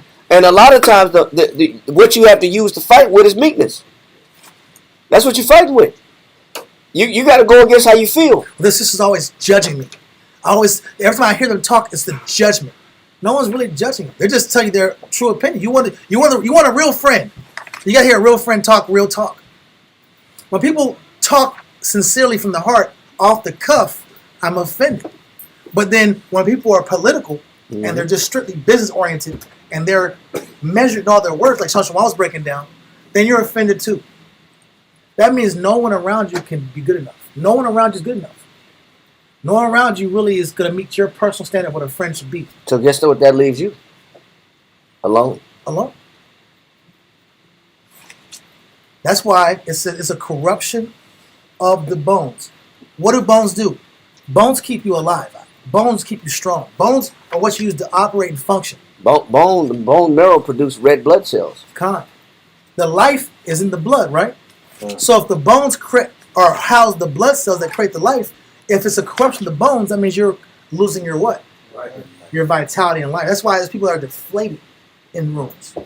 People need meekness transplants. They need a straight meekness. I need a shot of meekness now. Get an officer. Call her. I need a counsel. Get counsel. Get a counsel right now. We almost lost his brother. Bro, lost his brother. He needs 3 cc's of meekness. Meekness, or he won't be in the camp anymore. Yeah. He has about 2 weeks left. Yeah. IV full of tolerance and temperance. That's a real thing, though. We're joking, but that's a real thing. Brothers be on, but yeah, get like that last counsel out before a brother leave the camp out. You gotta shock his heart out. Boom. Your salvation. Boom. I forgive. I forgive your brother. Boom. I forgive. Or you might go to hell. Listen, you know what hell's all about? I gotta get that. You know what hell's all about, counsel? No, brothers don't know. Certain brothers know. You gotta get the hell counsel. Yeah. Cool, because you couldn't love your brother, which is worse than a murder. Where do you think you gonna be if you can't love your brother? Be where the murder's at. What murder's go to heaven? No. Because you couldn't forgive your brother, you gotta lose your salvation behind a dish. That's how we operate. That's how we function because we're very petty. We're petty with each other. We collect offenses like Johnny Cochran. We do like lawyers. We're lawyers and we collect evidence against each other so I don't have to deal with you. I can dismiss you. But then I'm alone. But I can do what I really have in my mind anyway. I'm gonna push you away. And then say, see, you didn't love me. What's the value of a camp? Yeah. I like this system. I'm gonna push you off. I'm gonna push you off. I'm gonna push you away. I'm not gonna tolerate you. I'm not gonna work at making sure this works. Yeah. Then I'm gonna say, y'all gave up. Y'all quit on me. Where was the love? Where's the love? Read that. 2 Kings chapter 13, verse 14. Now Elisha was fallen sick of his sickness, whereof he died. And Joash, the king of Israel, came down unto him, and wept over his face, and said, O my father, the chariot of Israel, and the horsemen thereof. And Elisha said unto him, Take bow and arrows. And he took unto him bow and arrows. Take bow and arrows. Oh, I'm sorry. Let me get 1 Kings 13. I want Elisha. Still dope. Breakdown right there, though. How many opportunities I keep? Hold on. Yeah. Now go ahead. Let me find it real quick. We'll keep reading it.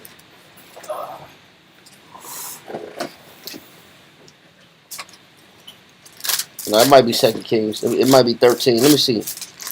I want to get straight to the point where Elisha died. Yeah.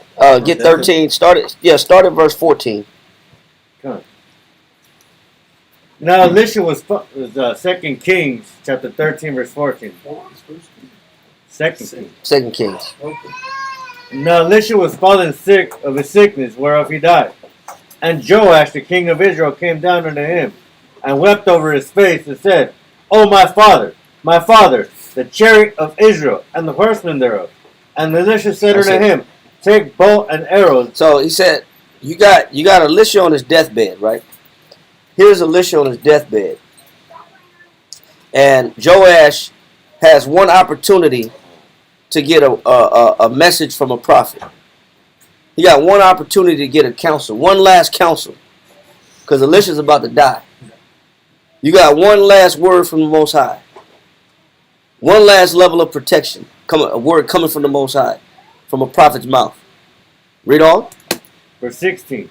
And he said to the king of Israel, put thine hand upon the bow. So Elisha knows it's about his time to go. His time is short. He don't have a lot of time left. Elisha's about to die. He's already old. So he said, I got one more job for you. It obviously bothers Elisha that the Syrians are on the verge of eradicating Israel. Yeah, I know. So he said, listen, put your hand on your bow. Go ahead. And he put his hand upon it. And Elisha put his hand upon the king's hand. And he said, open the window eastward. And he opened it. Then Elisha said, shoot. And he shot. And he said, the arrow of the Lord's deliverance. He said, this is going to be a metaphor. This is going to be an example. This is symbolic. These arrows represent that the Most High is with you. And each arrow represents a certain level of destruction of your enemies. Strictly symbolic. Read on. And he said, the arrow of the Lord's deliverance and the arrow of deliverance from Syria. For thou shalt smite the Syrians in Apex, till thou have consumed them. He told him, he said, if you shoot these arrows, he's telling them the impact of this opportunity. You have a chance to completely eradicate your enemies. Read. And he said, take the arrows. And he took them. And he said unto the king of Israel, smite upon the ground. And he smote thrice and stayed. And the man of the Most High was wroth with him. He said the man of the Lord was what? Wroth with him. Why was the man of the Lord so angry with him? Why was he so angry? Read. He said he was angry at him because what? Read. And the man of the Most High was wroth with him and said, thou shouldest have smitten 5 or 6 times. He said, you have one opportunity to eliminate your enemies, and all you're going to shoot out is 3 shots. I told you what the arrows are, what the value of the arrows are. I told you what the arrows represent. Golly, bro. That'd be us. That'd be us, bro. You got a beautiful opportunity in front of you. That's what Passover was. You got a wonderful opportunity. You got men that you don't see that often. You got sisters you don't see that often. You got faces you don't see ever. And you stayed in your corner? You ate alone? You stayed at your table? You didn't socialize? You didn't exchange note with nobody's number? Pictures. You didn't take no pictures with nobody? Man, check out. You took selfies? Hey, you had that camera too, right? Did you get those pictures off? I like this. I like this with the Passover behind me. Yeah. I was there. But you ain't got nobody in the shop with you? You sat with only the people that you knew? Yeah. You sat at the table with the people that you was comfortable with. You never went outside yourself to interact with nobody at the Passover. You didn't take the time to speak to a multitude of people that are trying to believe. Like you trying to believe. Like you're trying to believe. He said, man, that's all you did was this? That's all you got? That's all that's in you? He said, you should have shot 5 or 6 times. Why? Read on. Thou shouldst smitten 5 or 6 times. Then hast thou smitten Syria till thou hast consumed it. Whereas now thou shalt smite Syria but thrice. Yeah. And Elisha He died. said, he said, what is the king? I like what he said right here. Read this. The king showed not that eagerness. He said, damn, you had no eagerness. Remember what the definition of hospitality was? There was an excitement to meet people on the verse you pulled. Yeah. It was not grudgingly. Not Or grudgingly. reluctant. It was no reluctancy at all. He said the king showed no what? Not that eagerness He had no eagerness in him. Or what else? and flame. He had no desire. Flame Wow. represents desire. I got no desire Wow. to entreat people. This is crazy, bro. Go ahead. Which one might have expected upon this occasion. So It's- Passover is a holy convocation. That's a wonderful opportunity to do what? Strengthen bonds, make new bonds, edify one another, perfect the body. strengthen the bonds, communicate with each other, come out of yourself. Read But smote thrice and no more. and no more. Read that right there. Not being straightened in the power and promise of the Father. He says, this man, the problem with this individual, when you're not straightened, that means you're crooked somewhere. There's a defect in you. He says there's a defect, you're defective somewhere when you don't want to come out of yourself. When you don't want to inconvenience yourself. When you don't want to show hospitality. There's a defect in you. Not being straightened. You don't understand what's on the table. You don't understand the opportunity that's in front of you. Read.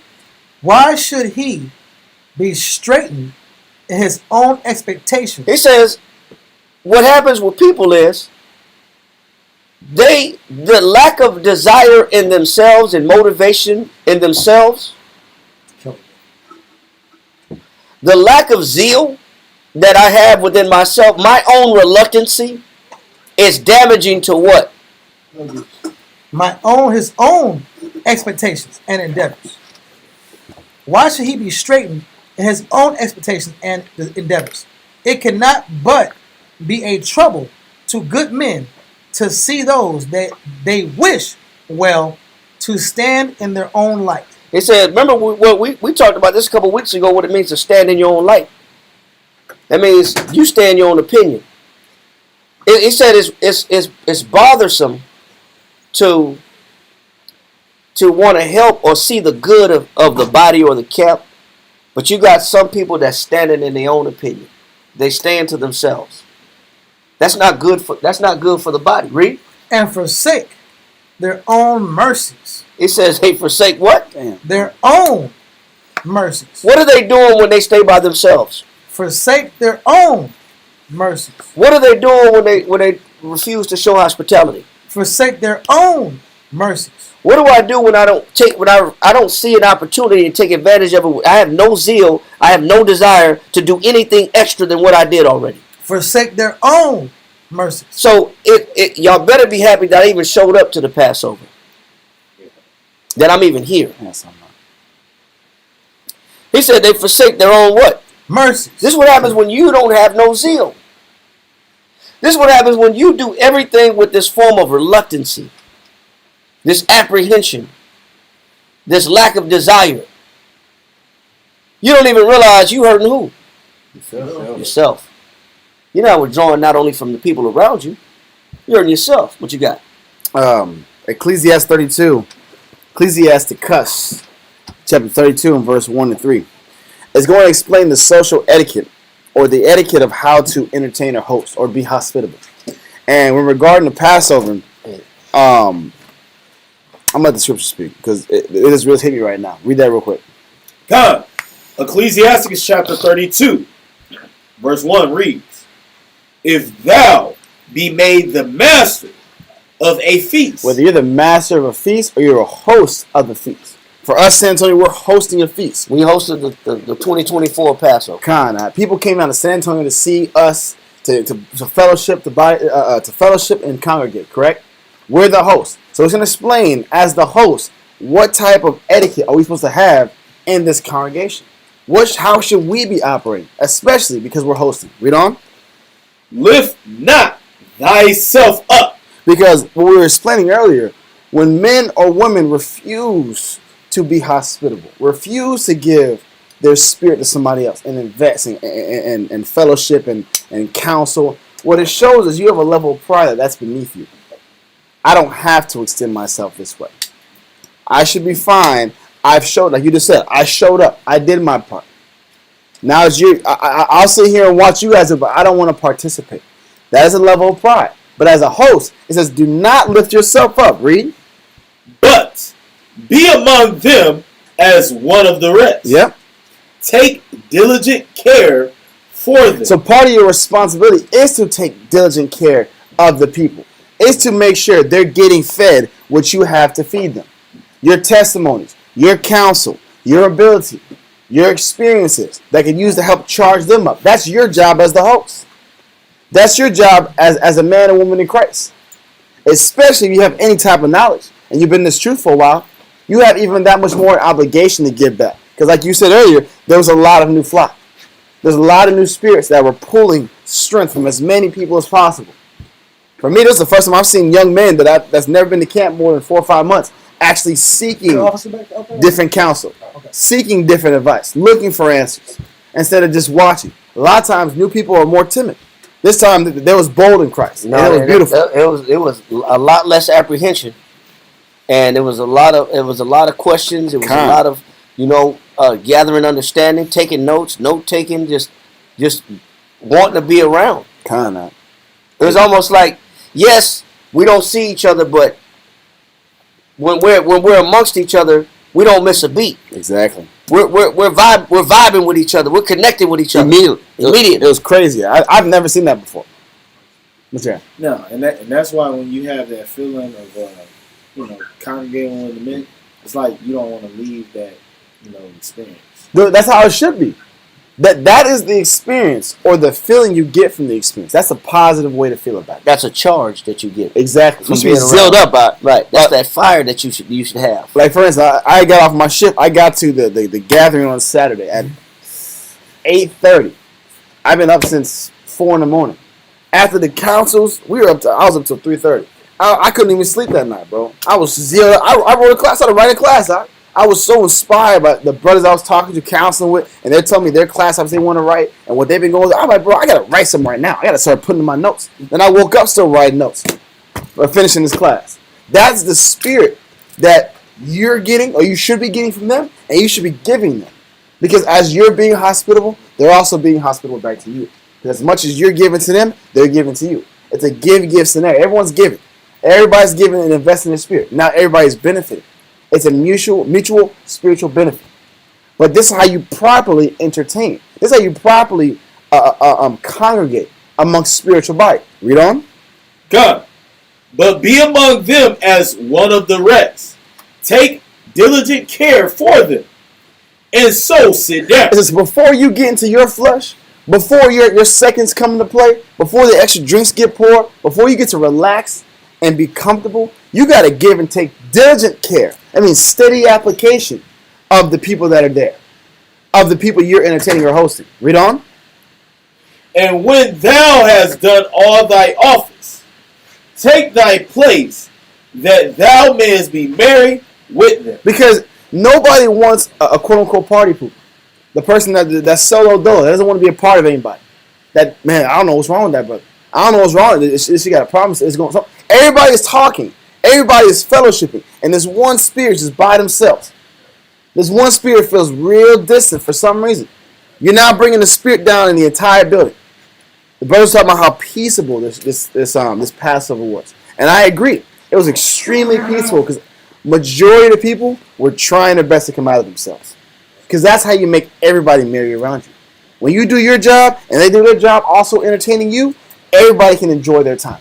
Everybody's having a good time. It's not that crunchy, awkward feeling when you're having family reunions. You haven't seen someone in like 2-3 years. And you gotta have these awkward conversations about how your life's been. That's not how it's supposed to function. There's supposed to be harmony and peace and edification. No, like you said, you're not supposed to be in your flesh. I was trying to lift weights like before the Passover. I was like, you know what? I kept thinking about the brother. I kept thinking about the counsel from that time. I was like, I gotta get him these scriptures. I gotta like 8, 9, 10 scriptures. I'm like, start, and then when I seen them, I was like, I got the scriptures. Bro. Scriptures like counseling. Come back for day 2. I'll study on you. I couldn't stop thinking about the brother. I was like, I'm not gonna pump these weights right now. I'm just gonna, I had a little bit of time before I had to get ready. I gotta get these scriptures. But it's crazy. That's the spirit the spirit and the zeal that you get from Passover is the same zeal you're supposed to have your brothers and sisters in the camp every day. That's why it should have been a natural thing if you was already showing that Exactly. hospitality, and you're already used to coming out of yourself and being withdrawn and isolated. It's easy to entertain because you've been practicing these things. That's why I said these are opportunities that are wasted when you got all these people around you, but you say 3 words. You ask no questions. You just salute and say shalom, and that's it. Nice headscarf, sis. That's it. That's all you got. That's it. Nice headscarf. Nice dress. Okay. Everybody got nice dress on. That's all you got. So you got is a couple of shaloms. Hey, that meat was good, wasn't it? That's okay. That's all you got. That's all you can share. Man. Because you know what? There's too much reluctance in you. Now let's go back to Luke chapter 5. Luke chapter 5, read verse 5.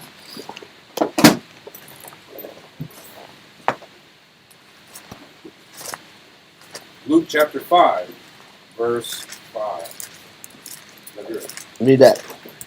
It says, "And Simon answering said unto him, Master, we have toiled all the night and have taken nothing. Go ahead. Nevertheless, at thy word." Because I'm not going to be contrary to what you're asking me. Read on. But there is reluctance. There is some unwillingness, like we all have. Read on. "Nevertheless, at thy word, I will let down the net." He said, I'm going to do what you tell me. I'm going to do it because you told me to do it. But not that I want to do it. And that's a lot of people was there at the Passover. I was there because I have to be. Not because I really, really wanted to be. Read on. Verse 6.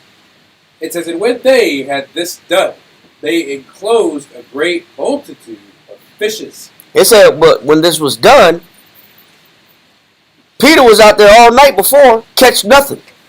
He said when he followed Christ's instructions, when he went past his feelings, when he went beyond his reluctance, his unwillingness, when he pushed himself outside of that unwillingness, he did what? It says, they enclosed a great multitude of fishes, and their net brake. It was so many fish. So was the fish there the whole time? Yes, they were. They were avoiding that. They were there. The fish was in the water the whole time.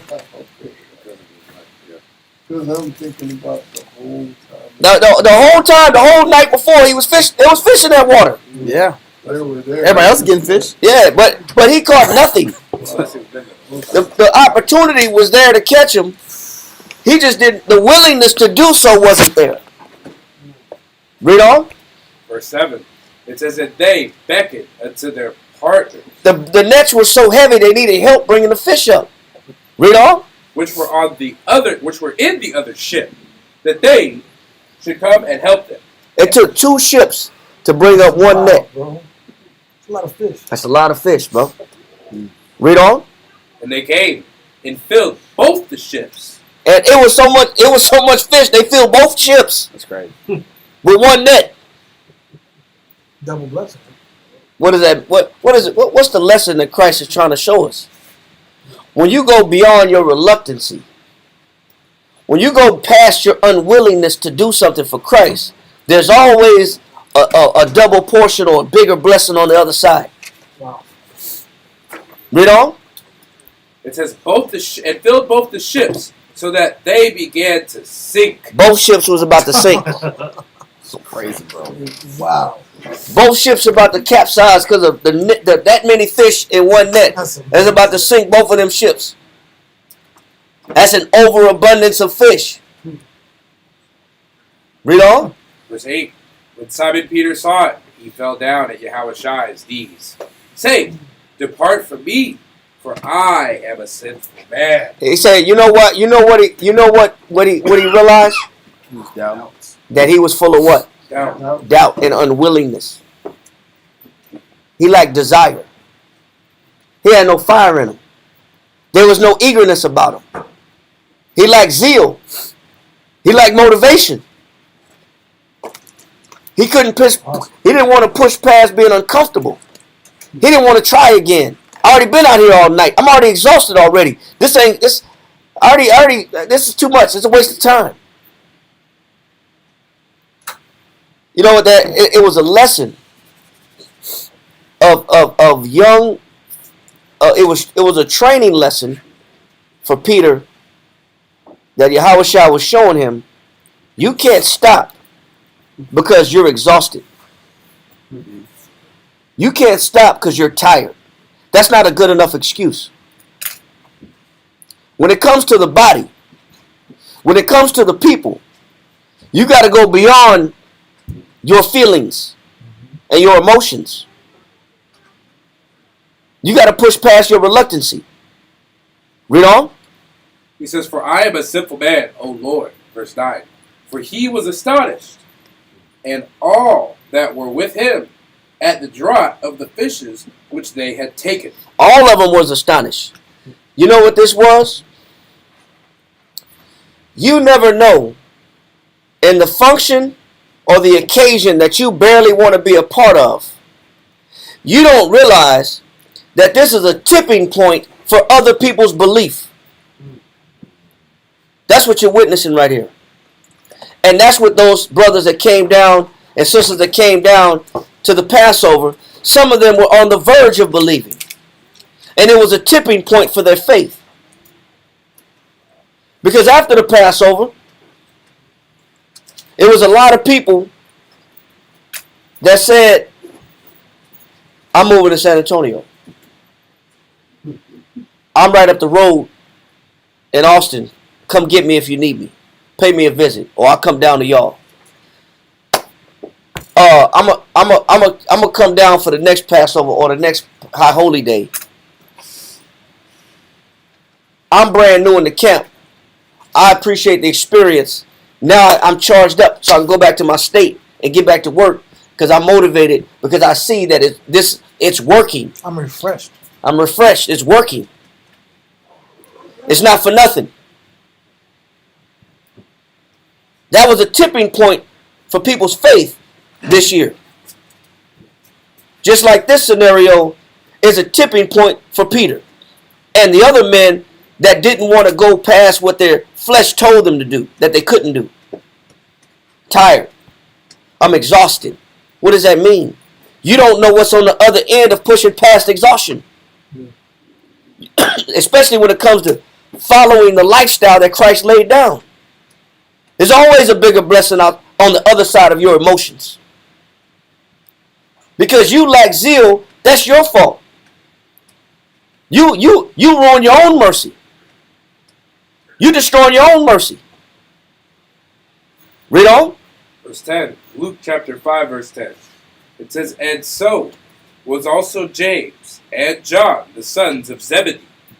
Everybody that witnessed that was floored by what they experienced, by that experience. Everybody witnessed that. And it changed them. Read on. It says, "Which were partners with Simon. And Yahushua said unto Simon, Fear not, from henceforth thou shalt catch men." He said, but this lesson ain't about no damn fish.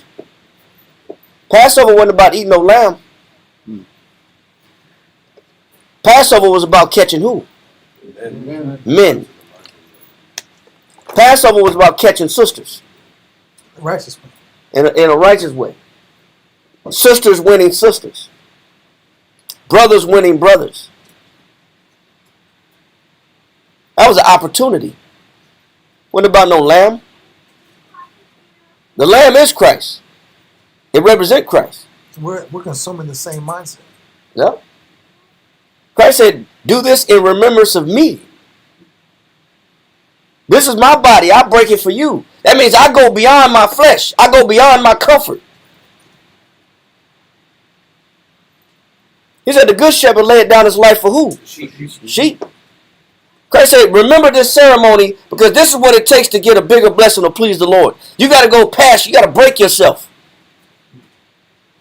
It wasn't about the actual function more so than it was about the people that was at the function. The opportunity to engage and show hospitality and entreat one another. Did you go past your feelings at the Passover? Because a lot of the brothers that did, they saw the effect. What is the effect? Read on. Luke chapter 5, verse 11. And when they had brought their ships to the land. And when they brought the ships back to the land, read. They forsook all. What happened to them when they brought the ships back? They forsook all. They had jobs. They had careers. They were fishermen by trade. And they did what? They forsook all. And did what? And followed him. What did they do after that experience? And followed him. That one situation, that one occasion was so strong of a testimony that they gave their jobs up and followed Christ from that point on. They needed to see something. Passover was that opportunity. It was a great opportunity for people to see something. See people that believe in it, then they want to become a part of it. They want to be involved in it. They want to do more for the Most High in Christ. That's the effect, because it's about the men, it's about the lamb. A lot of people miss the point. A lot of people miss the opportunity. Didn't talk to nobody. And some people exhausted themselves and saw the benefits. Come. And saw people's belief increase. Awesome, bro.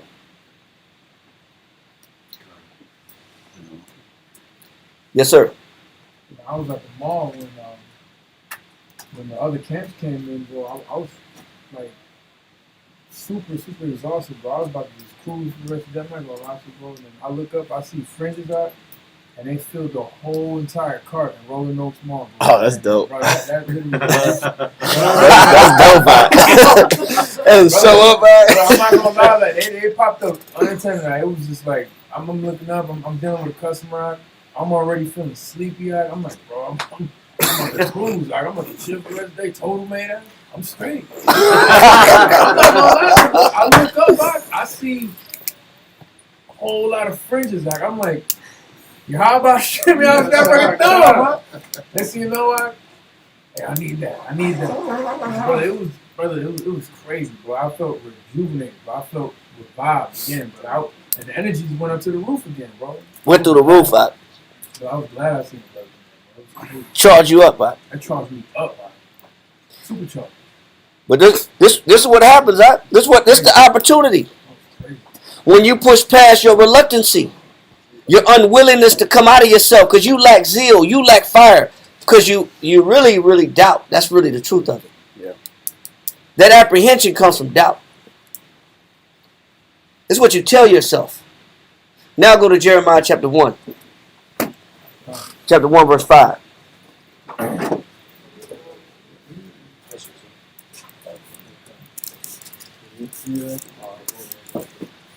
Jeremiah chapter 1, verse 5.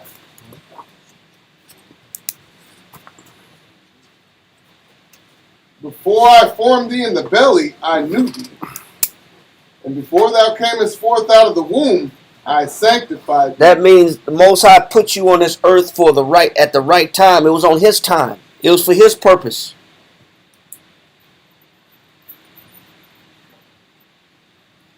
Job said, man, I wish I was a child that never saw the light.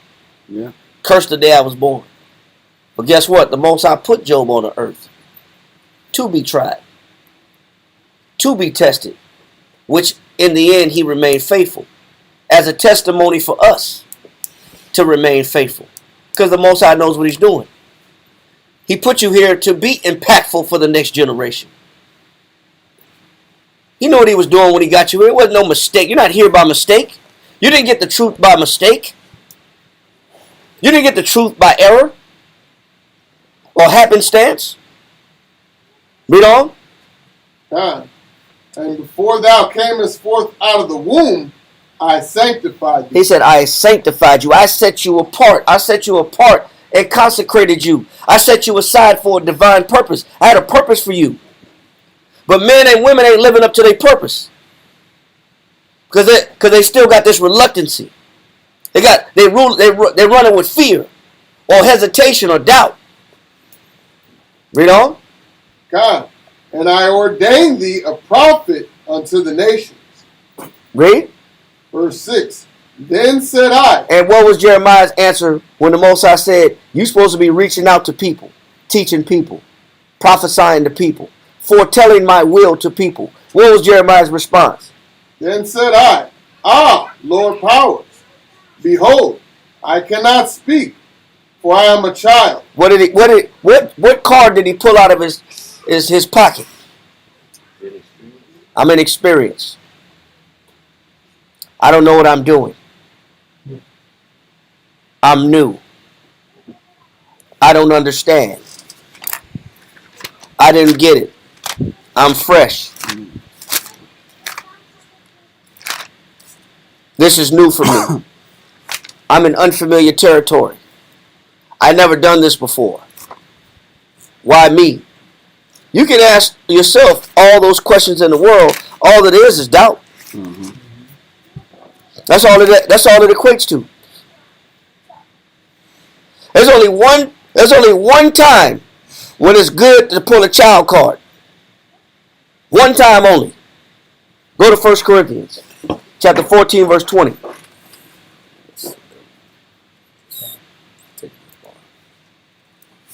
What's that? I was looking for it. I couldn't find it. 1 Corinthians chapter 14 and verse 20. There's only one time it's good that you pull the child card. Read. Brethren, be not children in understanding. When it comes to understanding the will of the Most High, you can't pull the child card. I don't know. I'm uncomfortable. I'm brand new. I don't get it. I'm inexperienced. No. You know what the will of the Most High is? It's about catching men. So put yourself out there. If you a sister, the will of the Most High is catch women, catch the flock of the Most High. Put yourself out there. Read. Howbeit, in malice. It said only time you want to identify as a child is in what? Malice. Malice is ill will. When it comes to having a hate for your people, that's when you want to be ignorant. That's when you don't want to have understanding of what it means to hate or have ill will to people. He said, but in malice, what? It says, howbeit, in malice be ye children. It said, but in malice be ye children. That means you're supposed to be ignorant to what it means to hate your people. But when it comes to teaching your people, reaching out to your people, going the extra mile for your people, you know the will of the Most High is. We're fishers of men. And when that is put on display, the nets are full. People believe.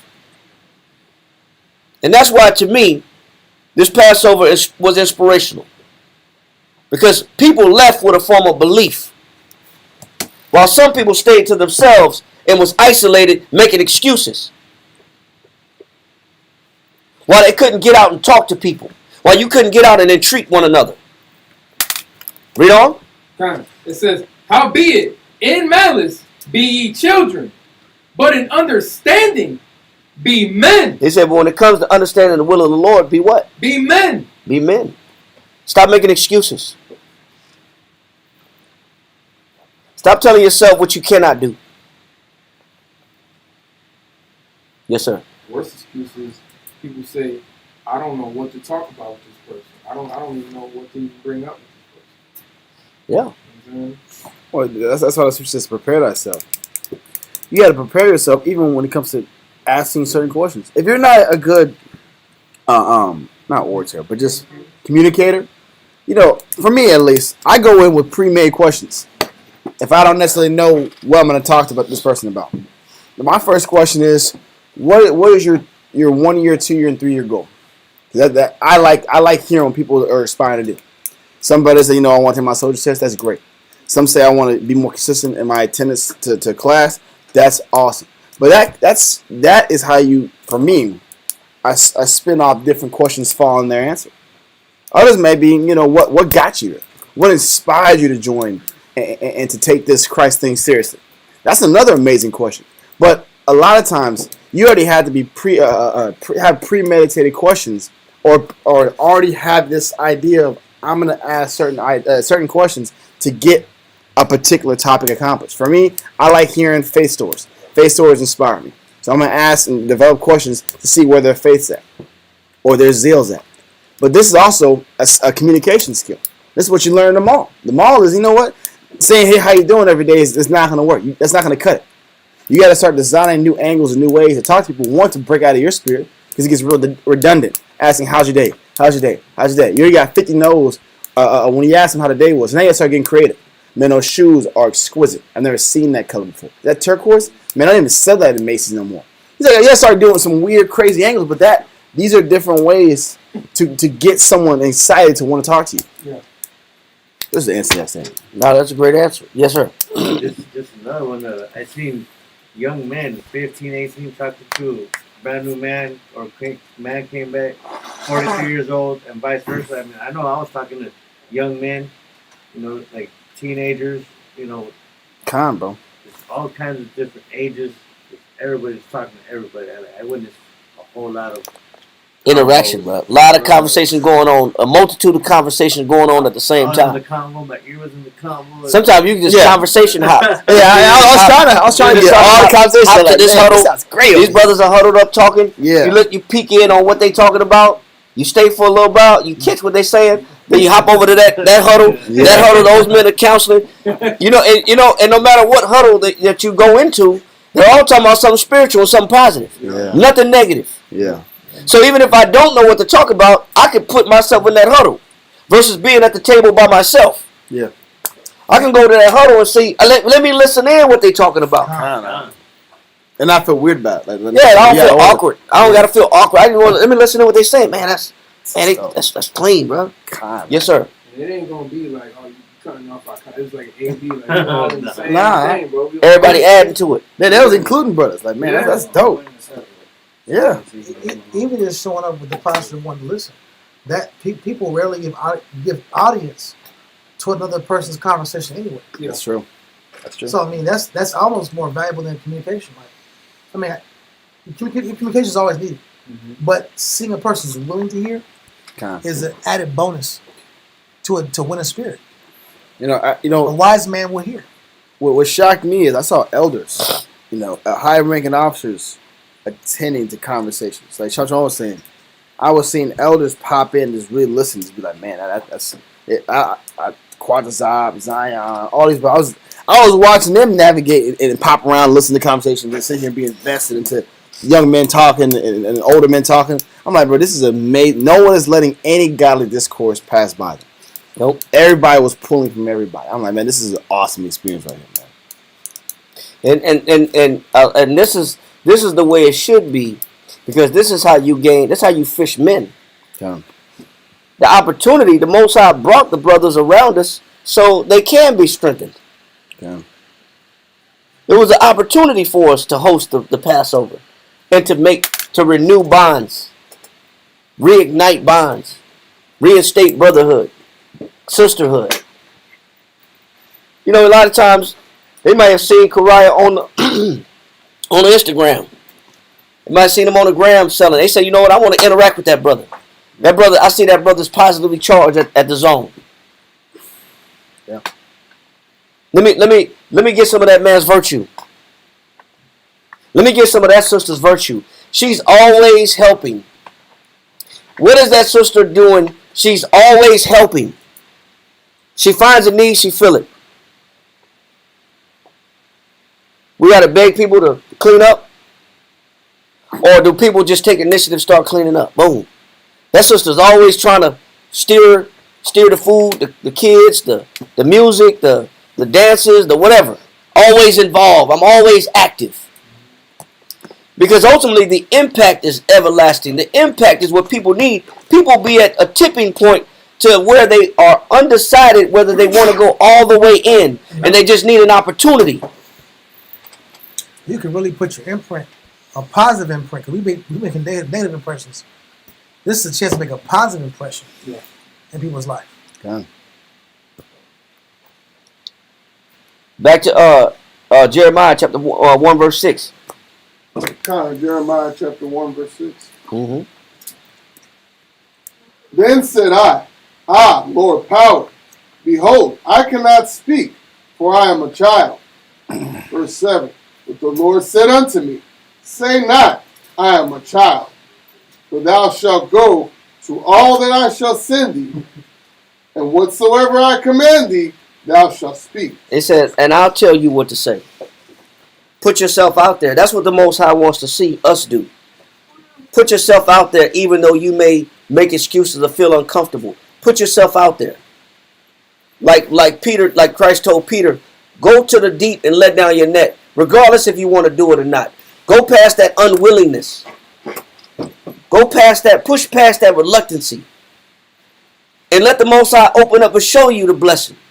Because that's what he did for us. And if I go into the second part of the class, it'll be another hour. So I'm going to cut it right here. We'll leave it right there. It was a blessing to get this opportunity to really segment us, like dissect what was effective. I feel like we're reliving it right now. What was, Yeah. what, I'm thinking about it right now. And what needs work, because we're going into a new year. Kind Well, of. You know, my hope and my goal is to really take the spirit that we developed and we were establishing and we were seeing and witnessing at that Passover and keep reenacting. You know, staying more in touch with the brothers out there. I'm still looking at pictures. But kind of pictures is fire to fly, man. The garments that sisters, the garments were amazing. The waterfall, all those that put their hands on it, all that helped develop them, amazing. That was amazing. And I can't even describe it, put another word to it. But the spirit behind the investment, the spirit behind the brotherhood, that's something that I'll never forget. This is a memorable Passover for me. And we want to be able to repeat the same, or if not better. That's the goal. To dissect it and repeat the better. Also, too, brother's assignment for the month, for the 20th of the month, is just to write a list of what are your spiritual goals for the month. Not for the month, for the year. This is a new quote-unquote year. Yeah, it is a new year because the scripture said in Exodus, when we read Exodus 12, the Most High said this is the beginning of months. Yeah.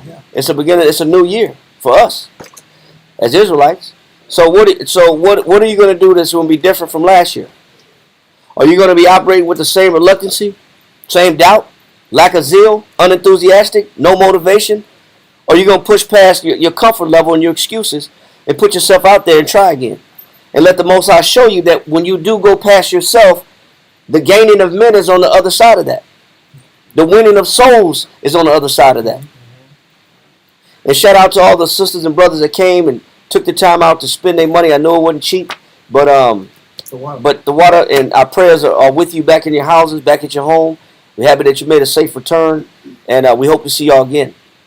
You know, and redo it all over again. Get the opportunity to build on top of what was started, what was initiated. And with that, we're going to go ahead and say shalom. Shalom. All right, see you on Friday. Shalom.